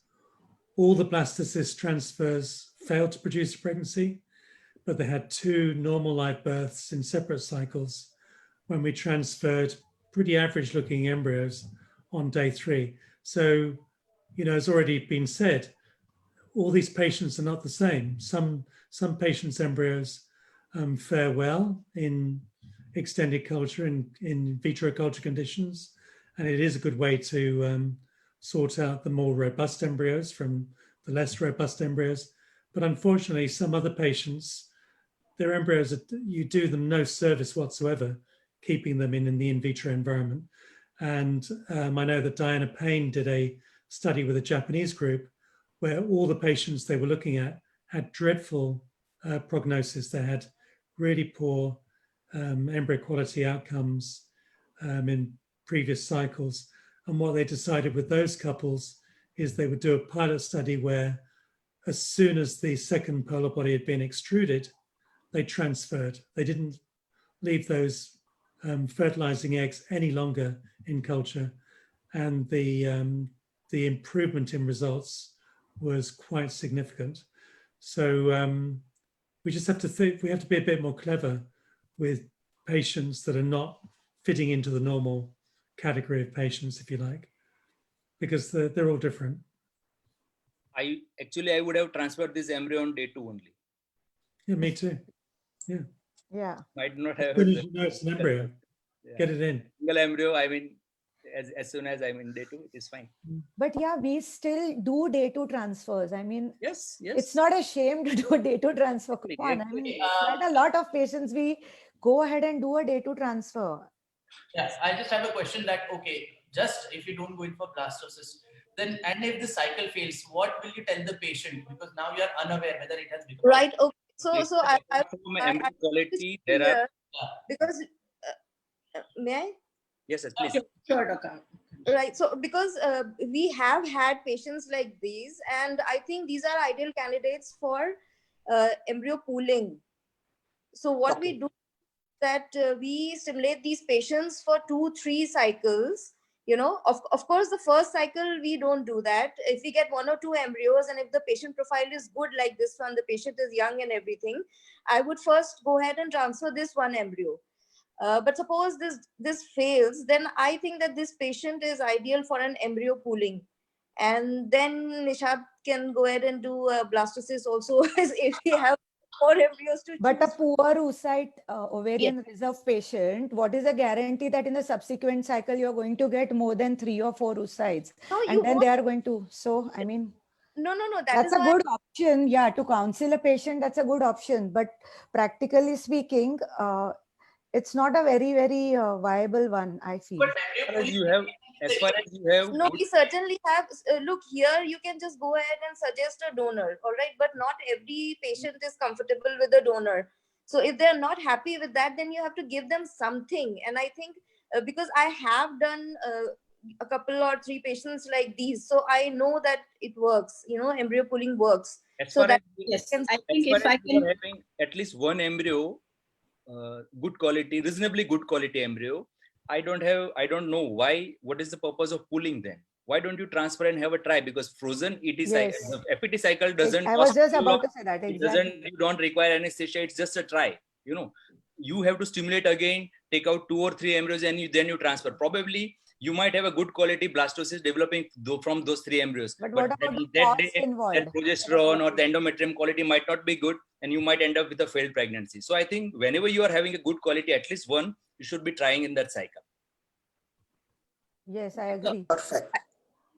Yes, so I think that was another interesting point brought in by Dr. Akansha, and I think embryo pooling is a very upcoming and I would say a viable option, especially if you are attempting to grow the embryos, you are trying to extend the culture. Then with 1 embryo, I would also be extremely skeptical to take it forward.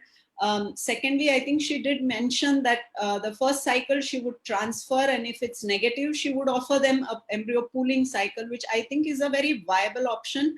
And I think many patients accept that, because if you are giving them another chance at having, genetically their own baby, then offering the donor option, which is always available anytime. And if the couple is willing to, I think the option should be offered, and ultimately it is the choice of the couple to accept it or reject it. So that was a very interesting point brought in by Dr. Akansha. So can we move forward, Dr. Sanjay? Yeah, just one point. Not only pooling in the subsequent cycle, in fact, we do have similar case, and we have advised to go for a dual-stim cycle, so that we can pool in same, the same cycle with 2 cycles stimulated. Yes, sir. It's interesting that you mentioned that, because we had done that as well. And in fact, there was 1 patient in which the regular stimulation, we did get 1 egg, but it didn't give us any embryo, it didn't fertilize. And we did a luteal phase stimulation for the same patient in the same cycle, and we got 2 good embryos out of that. So I know one is a very small sample size, but then that is what happened to me. So I thought it will be interesting to share that. Yeah, that's true. Yes. Yes, Dr. Varsha. Yes, so since all the panelists were not on the same page about whether we do a day 3 transfer when only one embryo is available, so or we extend the culture. And this is a paper, it's a retrospective study from 2008 to 2016. It included patients with single embryo transfer, both fresh and frozen were pooled.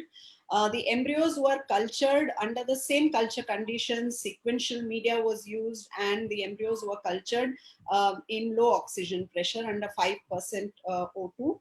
And if you can see clearly, day 3, if you happen to transfer the embryo on day 3 at cleavage stage, there is a significant difference on the positive side, as far as not only biochemical pregnancy rate, but also clinical and live birth rate, favoring day 3 transfer over day 4 or day 5. Yes. And this significant difference continued to be there even when the data was adjusted towards the different confounding factors, when even the data was compared day 3 versus day 5.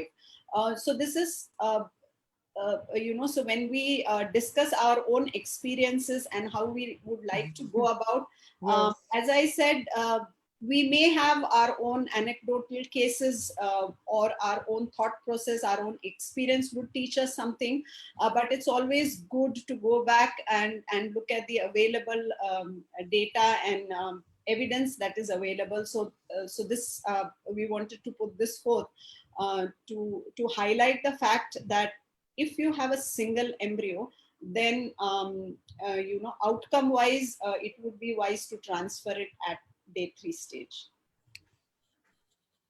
So can I just ask a question? Did they suggest in that article that if your policy is to do a double embryo transfer on day 3, that if you only had 2 embryos, that you were again better off doing a day 3 transfer than extending the culture?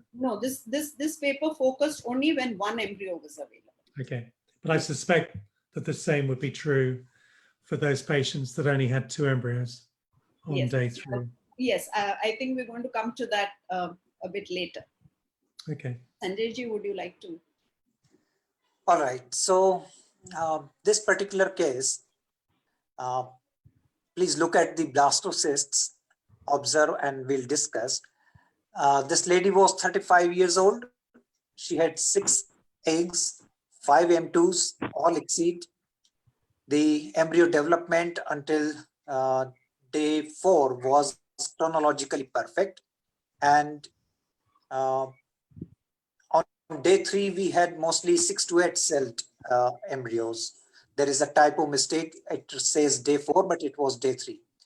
Then on day 4, we had 3 compact moruli. Day 5, 2 blastocysts and 2 moruli.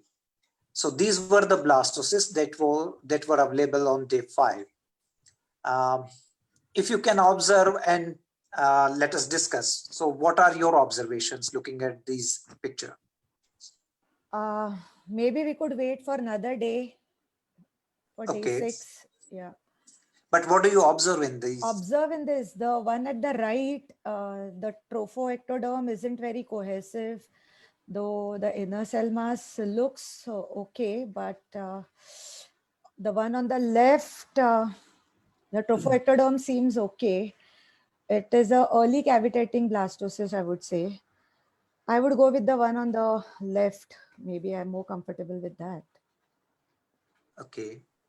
Yes, so the one left, just right off the bat, the trophoectoderm is better than the ICM in the first one. And the second one, the ICM is better than the trophoectoderm. Second one looks quite good to me. Even the trophoectoderm, the cells are larger, looks good. The inner cell mass is thick, and differentiation is good in that one. So yeah, I agree with that. I think we have a the same page. Yeah, the Yeah, Nishad is a better person to answer this. I feel he has a lot of experience with blastocyst transfers. Yeah, I agree with all of you actually. The only thing is that I would rather wait and let the point of hatching come out. Maybe another 4 to 6 1 day. I would wait Not for even- 1 day, maybe day 6. I don't know what time it has been, the photo has been taken, but if it is being taken at 12 o'clock, I would rather wait for maybe I'll check it at 5 o'clock again, and if there is a point of hatching, maybe we got a better chance with the first one. Because the problem is that trochoectoderm of the second one is almost going to C grade, and a C grade trochoectoderm is not a good chance for pregnancy, and if there is implantation, there is a higher chance of miscarriage. Yeah. So rather than that, I would rather wait, let the point of hatching come for the first one, and then decide for the transfer. If they are growing, if they are, I mean, injected at the same time, the second one is growing little, I mean, the expansion is better. The blastocyst cavity is bigger, the inner cell mass is more. The trophectoderm looks quite exactly, I mean, not perfect, but still. Yeah, I mean, I agree with you here that, there has been papers where you correlate the glucose consumption of with the blastocyst. So definitely a faster growing blastocyst is supposed to be euploid. So that is one theory, but you cannot guarantee that epigenetically whether it is true or not. There is no guarantee about anything, Nisha. Yeah. But like Nishad says, if you have to wait for 4-5 hours, then the one on the left will definitely grow to be a better looking blastocyst. At least before freezing, before vitrifying, I would like them to expand more. Yeah. So there is another anomaly in the left blastocyst. If you observe it minutely, near the ICM is a vacuole. Okay. Yeah. Now we can see it. The picture is not very clear, unfortunately. Now it makes sense. But this one is the catch. Right. He kept it. But I believe one vacuole of that side really doesn't make that much of a difference. With 120 cells. Yeah. So that's right. More than yes. Not one doesn't make a difference. Okay, so now I'll tell you again, as our protocol, we discussed the case with the couple, and they decided to go for the embryo transfer, not just single embryo transfer, double embryo transfers. So we respected their decision and transferred both the embryos. Both blastos were implanted and they delivered twins. Yay, happy ending. So this was That proves the point that morphometric analysis is not a perfect science right now. You have to connect it with the genetic aspect also. I mean, we were trying to choose the better one. The other one was not bad at all. I was about to say this. I didn't say because this is supposedly international forum. But in India, if we have 2 of the blastocysts, we would counsel the patients that we will transfer both the blastocysts. There's nothing wrong with that, I suppose. No, like in my practice, I usually counsel the patient if they are under 35 years of age. So I prefer to transfer just one blastocyst. But I think it was around 10 years back. Yeah. So it was like that. Unfortunately, we lost the follow-up and we do not know their developmental competence of those twins. Can we move ahead further, Dr. Varsha? Sure. So now, Sanjay ji, would you? Okay, so I would like to invite all my panelists criteria. So when do we opt for the blastocyst transfer? 3 to 4 grade 1 embryos on day 3. Patients, young patients less than 30 years of age. Definitely a blastocyst transfer. Yeah. Let me put my way. Usually, we don't do fresh transfers, almost all the cases, apart from the very low reserve patients. So what we usually practice, on the day 3, we take a call that are we going for blastocyst or not. even if I'm going to go for a blastocyst, like if more than 4 good quality 8 cell are there, absolutely perfect, and we feel that okay, all 4 might be developing to blastocyst, or if we are having more, then what our practice is, we freeze, we vitrify few 8 cell on that day, and when we culture the rest. Somehow, I mean, I know a lot is been talked about blastocyst culture and everything, but looking at the patient, because I am looking at the clinical side also, I'm counseling the patient, I'm meeting them, I cannot even dream of any of a patient whom I have to counsel for non-development of blastocyst. It can happen. No one can say that 100% of patients I develop blastocyst, whatever the quality was on day 8. There is no surety about it. But still, so taking the cautious approach, we freeze few on day 3 and we culture on day 5. If the quality is good and the number are good. Dharmesh, I've got a question for you. Like you mentioned that there is a chance of no transfer in case of blastocyst. So according to many papers and also the Cochrane, I believe, like we also are not, nobody is very happy with Cochrane reviews, but anyways, according to Cochrane review, 1.77% is the no transfer rate with day 3. And it is 2.88% with blastocyst. That means 2 patients out of 100 in day 3, there is no transfer, and in blastocyst, it is 3 patients out of 100. Nishad, the statistics sound very good. Yeah. Although for a patient, the success rate is either 0% or 100%. They are not bothered about this one. It is just a matter of 1%, 0.75%. So I completely agree with Dharmesh that when you are counseling the patients, it is extremely difficult to tell them that you are not going to have an embryo transfer. What is wrong in playing safe? Yes. No, I'm just asking you. I agree with you here. There is no disagreement here. I'm just asking you. Yeah. Yeah. What is your take on that? That is what I'm saying. There is no problem with that. Yeah, I totally understand. See, let me tell you one thing. We are always comparing with the Western world. Whatever Cochrane review, whatever, you must be working, if you are frank enough, if you know yourself, how many labs you must be working, the culture conditions must be different, the incubators must be different, media must be different, you must be visiting there one day, you might not be checking. Let me tell you very frankly, I have done a lot of freelancing. You are doing freelancing now. Yeah. So, no, what are our limitations? If we have to do based from our whatever we know and whatever we are doing, then we have to be, always play on a safer side. There was a time, why we are opting for all freeze-all. There was a time when slow freezing was done, we were really scared. Whatever we have frozen, will we be able to get it back or not? But see, nowadays, almost all the embryos, we can 100%, we can vitrify and we can have them, back. Yeah. So, I think Dharmesh and Nishad, let us put it this way, that as embryologists, we need to have a scientific basis. So it's nice to know what happens in the Western world, what is a Cochrane review, what is the statistics all over. Do counseling to the patients accordingly and give them a choice. Tell them that this are the A, B, C are your choices. And if the patient is elite enough, acceptable, well-read, Googling, there are this special category of patients who Google a lot.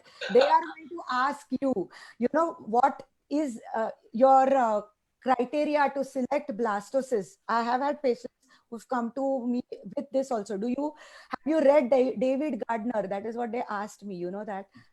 So the thing is, it is good to know everything and put forward very genuinely what are the case scenarios and let the patient do the selection. In Western world, a lot of IVF cycles are government funded, like right. Absolutely agree. In India, we are not having. We should have our own Indian standards, and those should be followed. There is no doubt regarding that. Yeah, exactly. That's what I'm saying. Yeah. No, but we should not take leeway because we are Stephen, we are this, we are that. I feel we should have a scientific basis and we should also do what is convenient at a particular time in a given circumstance. Absolutely. Dr. Stephen, do you have any other criteria? I think always I try as best I can to pretend that I'm the patient, and I ask myself, what would I want if I'm ever at a quandary as to what to do? So you have to try your best to imagine what you would want if you were the patient. And otherwise, I think, again, I would probably fall back on the basis that if you have more embryos than you plan to transfer, then there's a good rationale for extending the culture to the blastocyst stage. And there have been published criteria recommending, for example, that if you have, I think it's 3 or 4 good quality embryos on day 3, then you should proceed to blastocyst transfer. Blastocyst. But again, every case is different. Every country is different. And as Dr. Patient Dharmesh is said, different. Yes. every lab is different, and some labs will do better with extended culture than other labs, Day 3. unfortunately. Yeah. So you just have to try and be pragmatic, I think, as well. But ultimately, yep, I would like to choose whatever I choose for myself if I was in that position. Okay. Okay. So from my point of view, what I do is like I'm doing extended culture for a very long time, but still I reiterate that anything that I counsel to the patient, I give an unbiased scene to the patient that these are the options available to them. And then I do mention that the blastocyst conversion rate at my center is this much. Do they still want to go further? And let them decide. So this is my way of approaching towards blastocyst transfer. And I think looking at the pathology of the patient also, we can, predict if the patient is too elderly, instead of pushing them for the blastocyst, we can counsel them. They will always come up with Google that blastocyst only gives pregnancy. It is not. It is not. So we have to counsel them properly that if we try to do it, and if in case whatever the percentages are less, we know, but still, if you don't end up with any embryo, then they will definitely, no patient will tell that we will be happy with the no transfer. At least they would love to have a try. Correct. Agree. Correct. Yes. Agree. Yes. 100%. The cumulative pregnancy rate of day 3 and blastocysts are found to be the same. The only advantage the blastocyst, I think, gives is time taken to pregnancy. You get the patient pregnant earlier on. So I would definitely like to give the patient a chance to see, and whether I want to take it up to blastocyst or not absolutely depends on the patient that I have in front of me. Perfect. Perfect. So this is again another point which we need to consider. Yeah.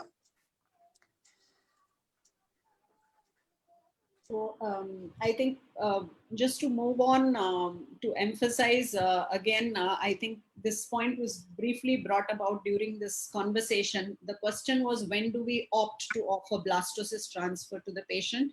Though this is an old study by Papanicolo, it suggests that, and it still stands true, that if we are doing a single transfer and you want to debate between a cleavage stage and a blastocyst, then yes, in cleavage stage you might have more embryos cryopreserved, but with blastocyst transfer you will probably end up with a better outcome.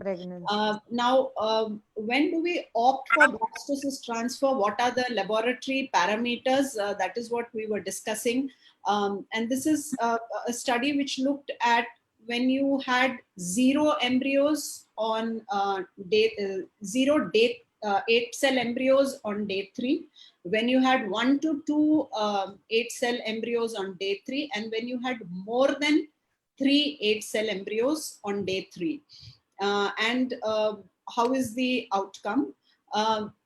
So if you had no 8-cell embryos on day 3 and you opted for a blastocyst transfer in that case, then definitely the outcome is poor, which means that if you don't have any 8-cell embryos on day 3, you would rather opt for a day 3 transfer as compared to a day 5 transfer. Now, if you have 1 to 2 embryos, 8-cell embryos on day 3, then the outcome as far as clinical pregnancy and ongoing pregnancy is concerned is appears equivocal. So you could opt for you could opt for either. As far as more than 3 8-cell embryos are concerned, what is significant is that, like Dr. Akansha said, the outcome might be good, but then the implantation is extremely high with a blastocyst, and hence you should be considering the number of embryos you transfer here. So if we look at the embryology data, what we can suggest through this study is that it is much safer and better for us to opt for blastocyst transfer if we have more than 3 8-cell embryos on day 3. I think we may debate whether we accept Cochrane review findings or no, but similar is the suggestion from ASRM guidelines for blastocyst transfer also, that we should consider blastocyst transfer in cases of good prognosis patients wherein the number of 8-cell embryos on day 3 are high. Here, the live birth is in favor of blastocyst transfer, and most important, the chances of cycle cancellation due to no embryos for transfer is extremely negligible if you segregate the patients into good prognosis and poor prognosis patients. Hence, the suggestion is always that if we propose to do a blastocyst transfer, we should be very clear about which are the patients we are going to offer. I do know people would say we even do a blastocyst transfer even if I get a single embryo. I still opt for blastocyst transfer. I never do a cleavage stage transfer, but that would be unfair to the patient. So this is what the literature says. We need to select the good prognosis patients for a blastocyst transfer. So which are the good prognosis patients? Obviously, these are young women, no history of previous failed cycles, good number of oocytes, they are good responders, male factor is normal to borderline. So these are all the good prognosis patients which you can consider for blastocyst transfer. Sanjay ji, can you take over from here? Okay. So now we have some poor quality embryos in front of you with some questions arising out of this. Would you transfer or freeze them? Would you club one good blastocyst with one of the above for ET? How would you counsel the couple as per your decision to transfer or not to? And what about the next cycle? So there are certain questions. So just look at these pictures and put forth your comments. Is there a good blastocyst to club with to begin with? Yes. I think, my God, I'll be very unhappy to see these kind of blastocysts on day 5. I think this is the only choice. Then there is the, I mean, if you freeze or if you the second one. Yeah, the second one looks mildly okay, but I would honestly discard the other 3. Quite. Yeah, clubbing any of this is fine. If you have a good blastocyst, you can put just for the sake of your feeling. I mean, we know that it might not be working. Next cycle, definitely, I definitely try to freeze or try to transfer early if this is the scenario. And if the rest of the patients are going well with blastocyst development, this is the specific patient which has this type of problem, then it is better to, transfer early or probably vitrify early. Okay. Nishad, Nishad, I want your opinion on this. So in such a scenario, Nishad, will you toss a coin? I know. Nishad, do you see? I feel like would we draw lots to select which among this we would even see good blastocysts there? Please be honest. I really admire this particular question. It's a very case. So such a scenario I have seen in many situations. And what I do is actually I wait one more day and wait and see whether there is a point of hatching or not. And in such a scenario, most of the time what happens is the blastocyst, it starts degenerating. So ultimately it's a natural selection of not transferring and not freezing. That is a better aspect. Okay. Rather than just transfer it. Yeah, I agree. Do you really expect any of these would even start hatching spontaneously, Nishad? You never know. That is the whole point. Morphometric analysis is still, there is, But- phenotypically normal is not genotypically normal and vice versa. So I would rather wait till day 6 early morning and check and then decide. You know what? That even the number 2 blastocyst, if you see, it is already showing some degeneration, in cells. It's already started to The first one is degenerate. So Is it showing? honestly, it's a very difficult situation. This Third can one is epigenetically normal considering the vacuole size. It's very huge. this can hatch, but when you see actually, Nishad, if you wait for day 6, some of this might hatch. We never know. Yeah, But exactly. the thing is, when really we look at them, we try to see the trophectoderm. We always feel that this is not going to implant. We might freeze them, looking that okay, this is day 6 blastocyst. Probably next cycle I'll transfer. But implantation potential will be really less with this, whether they hatch. Yeah, definitely. That is the other part that you have to consider, no doubt, that endometrial receptivity and window should match, no doubt. Even it is matched, like day 6 you transfer, the next cycle it was a day 5, okay, still the implantation potential will be less, looking at the quality of this. Definitely, no doubt. So it's Is it just me, or can somebody else see the second one already hatching in some other plane? No, still I Zuna think is quite it's Zuna the is quite thick still. Is it extruding or no? That is Okay, my not hatching consider because the zona is quite thick. It's No, almost 12 to Zuna is 10 thick. micrometers right now. So it's not hatching. right. Okay. Those are the cumulus remnants. Oh, okay. Okay. Fine. Okay. Thanks. So nobody would mix up and transfer? See, if we don't have a choice, we have to transfer. Let me be very frank. If you have a better choice, we will never transfer and we will discard these embryos. Correct. Agreed. If you don't have a choice, then I would transfer 2 of these, the second and the third. I would just go in for one. Still. Right. Still. Good. It will be for my psychological satisfaction. I have transferred 2 blastocysts. That's about There's no harm in nothing more than transferring that. 2 and having a twins. As far as the female is fine, she is perfect and they are willing. Now, because we know that if we have a good quality embryo. See, at the end of the day, you're putting multiple blastocysts. That is another headache. So that is the clinician that has to take care of. See, a lot of patients when we counsel, frankly speaking, they always ask, how many embryos will you transfer? It is their choice. They want twins. Then why are we worried about their abortion and everything? We have to counsel them. These are the chances. Even in natural conception, No, even Nishad, you know what, Nishad and Also Harmeet, increase putting 2 to implantation, considering such a quality, also increases chances of miscarriage. So why would 2? I mean, Nishad, see, Nishad basically, and it's Dharmesh not always our agree choice. with- Patients sometimes they have their choice. They come then with you can't do anything. Then you can't do anything. See, if they are physically fit, young patients, if they have, and they want to see, a lot of patients, they don't want to have another chance. They want to they don't want to go for one child now. Probably after 3-4 years again they will feel they want to just finish their family at a go. So there is no harm in giving 2. I mean, we are, again, as we are obsessed with blastocyst transfer, we are very worried about the multiple pregnancy. See, previously there was a time when 3 or 4 embryos were transferred in this country. We know that time was there, but nowadays, no, there was a time, but now only 2 or max to max in repeated implantation failure patients, people do transfer 3 embryos if it is day 2 or day 3, and then blastocyst, I think 1 or 2 maximum.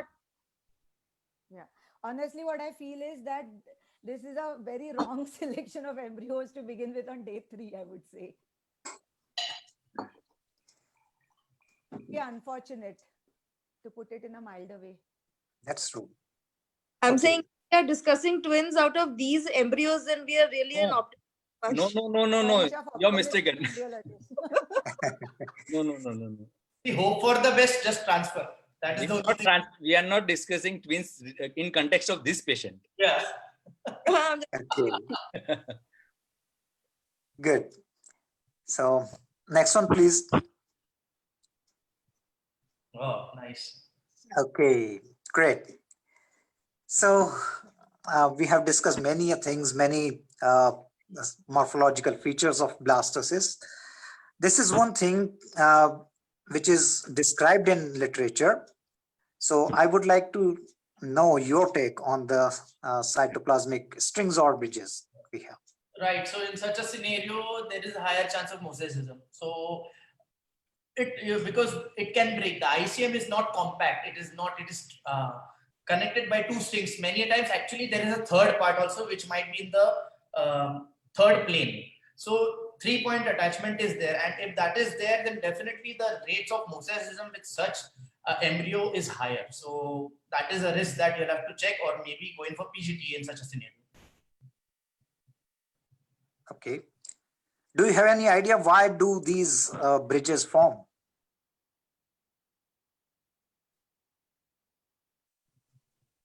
Not pretty sure as of now, but definitely transcriptional changes are involved. Some errors might be there. One of the reasons that is.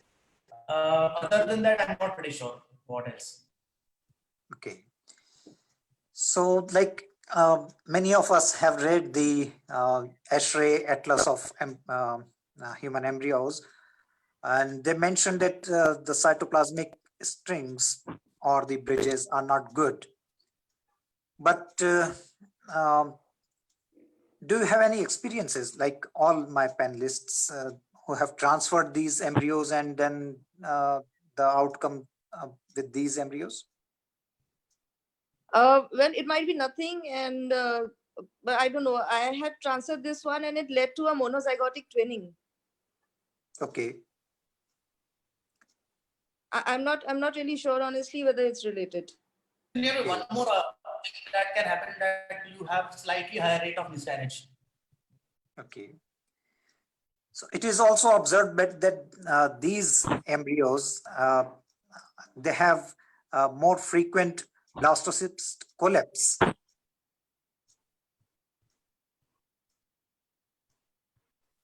They tend to collapse quite frequently compared to the other blastocysts. I think you need But to that can be normal also. I mean, check that. Because I have transferred a lot of completely hatched blastocysts also. So, okay. So the thing is that even in such a scenario, collapse can happen because of the mechanical shear, but that doesn't mean that it is. I understand that a completely hatched or half hatched, like such a one, is quite a delicate blastocyst to handle, to load, and then to transfer. But even collapse can be a normal thing because it's a part of the mechanical shear and stress of the expansion and relaxation and the blastocyst to come out. So that is somewhere, that even what ASHRAE says is, according to that collapse is only a part of it. It's not necessarily a bad thing completely. Okay. Cycle. So it may be an artifact of the culture conditions also. Yeah. Varsha will like Dr. Stevens. Oh my God. If I can come in here, I think Yes. the blastocyst A, many a times it so happens that during the early expansion, you might see these strings, but as the blastocyst expands, these strings may disappear, as seen in, say, blastocyst A. Second is also, if the strings are extremely thick, then probably I would think they may hamper hatching, as Sanjay ji said. I'm not very sure about that. But if you have a string which is as thin as seen in blastocyst C, then I don't think it would impact the outcome in any way. So one, if it's an early blastocyst, you could wait for a few hours and see as it expands. Most of the times the string would just break off and you could go ahead with the transfer. I'm not aware of any untoward outcome of transferring these kind of blastocysts. I'm not aware of any evidence in the literature that points it to the cytoplasmic bridges or strings having caused a particular negative outcome. I have a question here. Is laser-assisted hatching being done on these blastocysts? I'm sorry? Has LH been performed on these blasts? Yes, on B and C. Yeah, because the zona is very thick. Yes. So that is why I would rather wait. What Dr. Varsha said, I completely agree, and that is what I also follow. That let it expand, and the threads will get thinner and thinner and break, and that is a better point of selection rather than LH in this scenario, because now we are having a wrong idea whether they'll break or not. Yes, and our very good friend Thomas Ebner published a study last year in RBMO observing such embryos with time-lapse cinematography.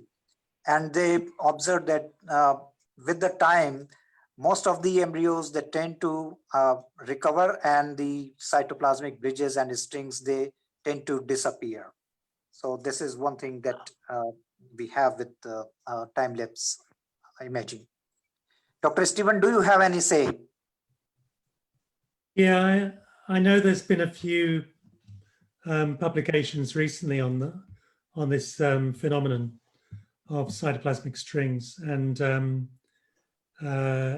like the others have commented, I think it's associated with a poorer prognosis, but I don't think it's absolute. Okay. Dr. Vasha? We go to the next one.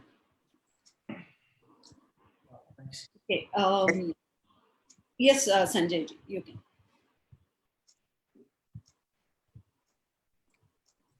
Sanjay ji, are you there? Yeah. Yeah. Can you take it up? Yeah, sure. So, so this is, I think, our last case for the evening. This is a 29-year-old patient, a young patient. This is her first attempt at IVF. She is for elective single embryo transfer. And this is a picture on day 6. You have one beautifully expanded blastocyst and one hatching blastocyst. So I would like my panelists to put in their word as to which of these would they prefer to transfer. It's an elective single embryo transfer. Second one. The one which is hatching. I would prefer to transfer the one which is hatching. Both are good prognosis blastocyst, but obviously the hatching one, because it's because one we have to freeze anyways.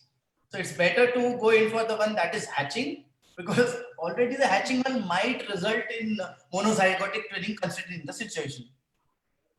So any varied opinion on that? So all of us would opt for the hatching one over the well expanded. Dr. Akansha, any? Yes, I would transfer the hatching one and freeze the other one. Okay, right. So yeah, since Dr. Nishad is here, I wanted to bring up this paper which comes from his lab. Yeah. So so this My is, work of 2011. yes. So this is about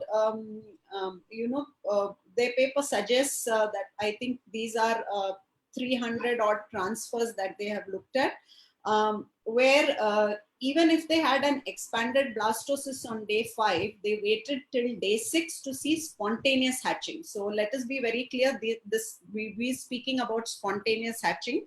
And they suggested that the pregnancy rates were much better when you had spontaneously hatched blastocysts on day 6 as compared to expanded blastocysts. Now, my question to the panelists is, if on day 5 you have an blastocyst which looks like the first blastocyst, expanded AA grade, would you still wait for day 6 to see it hatching and then take a call?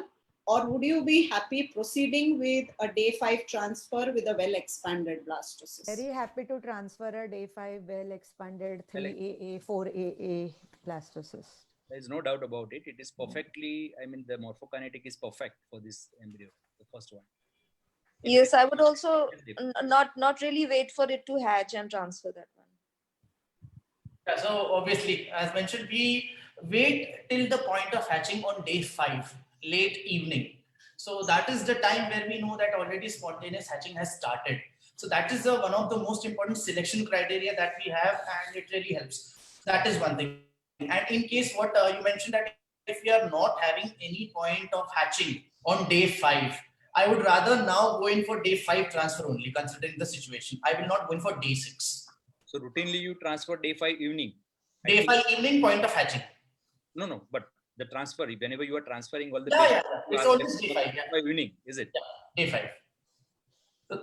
Day 6, I mean, yes, definitely it gives a result, but then obviously you have to match the endometrium, you have to match everything. That is another factor. There are so many. Endometrium is already matched because they are Yeah, growing together. sometimes it falls. That is another Endometrium factor. is increasing, and the embryos are growing. This is the, I mean, if the stimulated cycle, it is not going to make difference in that window period. Yeah, so we are doing day 5 only, but now we have changed our protocol where we are now putting all the point of hatching months. So spontaneously hatching is going on, no So doubt. till date, what we all heard was the discussions between day 3, day 5. I think now onwards it will be day 5 versus day 6. Expanded versus hatching. That has been also proven that day 5 gives you better results, but their most important criteria is that point of hatching has to take place. That is where we are stressing on. Because that is the natural time.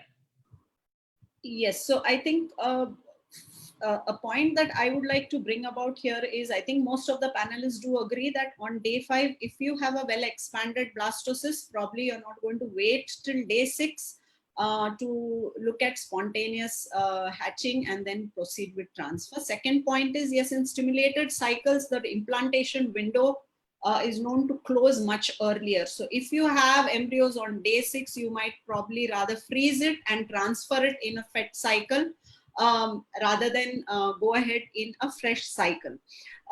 Anyone who cultures embryo to day 7, there are few who are also recommending especially where you intend to do an embryo biopsy, clinics do culture embryos up to day 7. So any thoughts on that? We had done this day 7 culture and very bad results. So we did that. We did get like in some scenario, very rare cases, day 6, like a day, the embryos are going 1 day slower. Yet we got blastocysts on day 6, and early day 7 they used to hatch, completely hatch. So yes, we did transfer of that earlier, but there wasn't any good result with that. I think spare embryos you can try it and see what happens on day 6. Yeah, it was about the spare. When you want to transfer, I think it is better transfer on day 5. What is the purpose of waiting till day 6 and day 7? Yes, so I think studies do suggest that delayed blastulation does pose a higher risk of aneuploidy within the embryos. And if you have done an embryo biopsy on day 5 and day 6, and the embryos are euploid, then probably their potential to implant would be the same, right? If they have been known to be euploid. So moving on, this is the probably last fragment of our panel discussion today. This is about, so we discussed about blastocysts, poor quality blastocysts, how we're going to choose cleavage stage and blastocysts for transfer, how we're going to handle, most importantly, the poor quality embryos. And this is what we wanted to focus through this panel discussion. Now, the last event is, yes, post-warming blastocysts. So these are 2 post-warming blastocysts, 2 as post-warming, 2 as post-culture. Can you look at these 2 blastocysts and comment on them, and also suggest what are the criteria that you look at when you select post-warmed blastocysts? Expansion is very important whenever it is a blastocyst frozen thaw cycle. So after warming, it is mandatory to wait for some time and then have a check which one is again expanded fully, and those are the embryos. And if you wait little more, you might have a picture like A when it starts hatching. If you wait for few. How many hours do you, after warming the blastocyst, how many hours later would you check for expansion? 1 hour, 2 hours, 3 hours? Because we can't be bringing out the blastocyst every hourly to check if it's expanded. So I'm sure every lab has a timeline as to which is what is the time at which you check the blastocyst post-warming? 2 hours. 2 hours. All panelists? Yeah, 2 hours. It hasn't expanded after 2 hours, then after each hour, like then 3 hours, 4 hours, up till 6 hours. It has never taken more than 6 hours to completely expand post thaw. Right. So what we do is we take pictures before freezing. And after 3 hours, standard protocol, like post thawing 3 hours, we try take the picture and compare it, first of all, that it has become normal or not. And then we transfer. In some cases, it might go up to 4 to 5 hours also, because we need to see the expansion. And most of the blastocysts that we freeze are at expanded stage. So again, we are looking for point of hatching. Okay, so Unless and until that is one of the criteria. Any other morphological features you would like to look at? Morphology should be same as what it was Yeah. before we froze them. So there should not be any morphological differences between the pre and the post. That I think is a criteria for successful freezing. So it should be expanded as much as it was prior to freezing. Other than that, anything else? Anybody would like to add to that? Okay, so I thought this would be a good point to discuss, since we've discussed elaborately the fresh blastocyst morphology for transfer. And this is again a paper by Thomas Ebner, where he has evaluated the morphological features of day 5 blastocysts, which were vitrified post-warming, and has looked at the implantation potential of these blastocysts. And the factors, the features that he has looked for is, of course, re-expansion 2 hours post-thaw, whether there was spontaneous hatching or precocious hatching, presence or absence of granulation, and presence or absence of necrotic foci within the ICM or trophoectoderm. So what his study suggests is that definitely re-expansion and hatching are 2 positive predictors. So if the blastocyst does happen to show these features, then yes, these are good features, and these embryos should be preferred to be transferred. However, if you see granulation, as you can see in this picture here, then granulation, appearance of granulation is a poor or a negative predictor or a negative parameter as far as post-warming blastocysts are concerned. The more the granulation, the worse the outcome. Probably this is one step prior to just degeneration.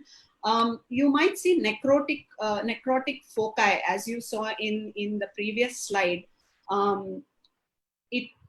These foci could be anywhere around the inner cell mass or the trophoectoderm. However, his study suggests that appearance of necrotic foci did not impact the outcome.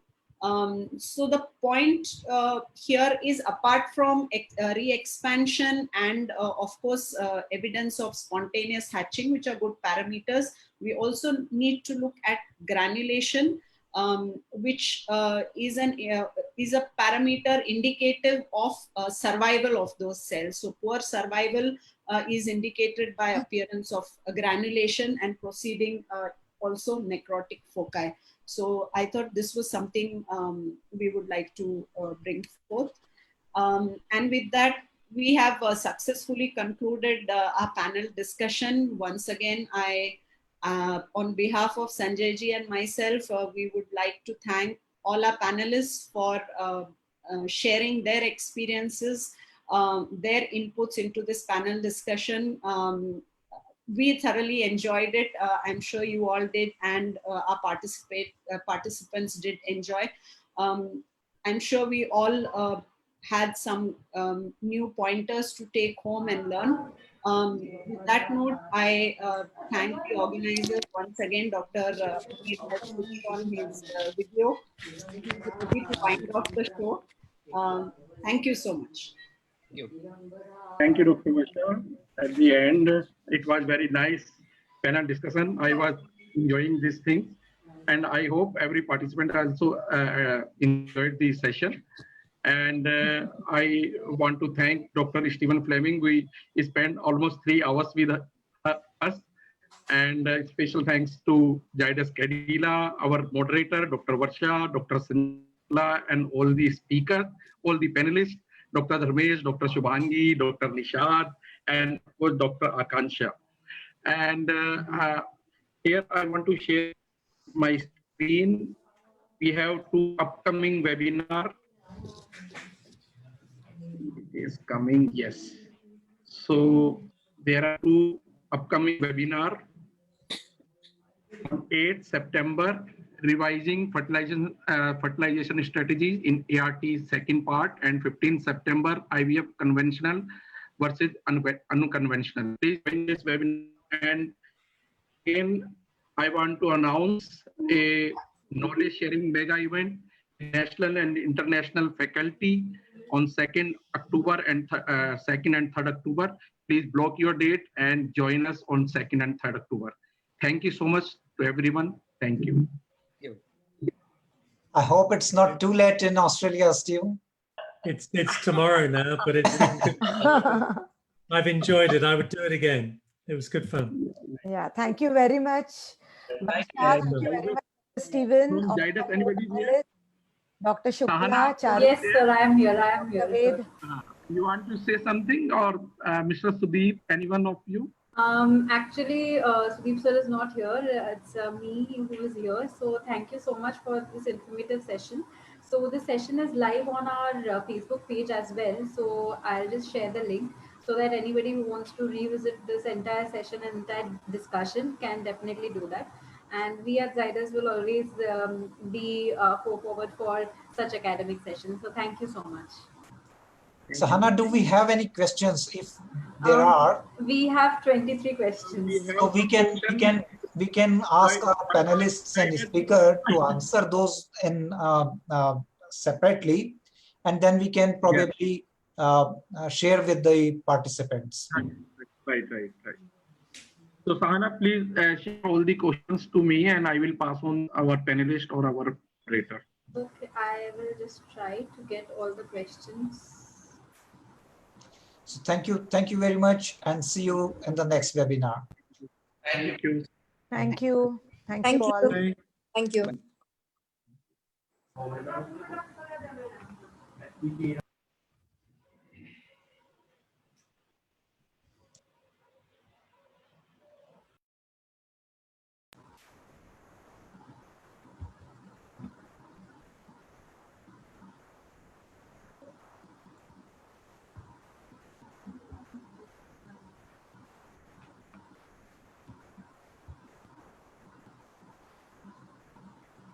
So Sana, do we end it now? I have other questions.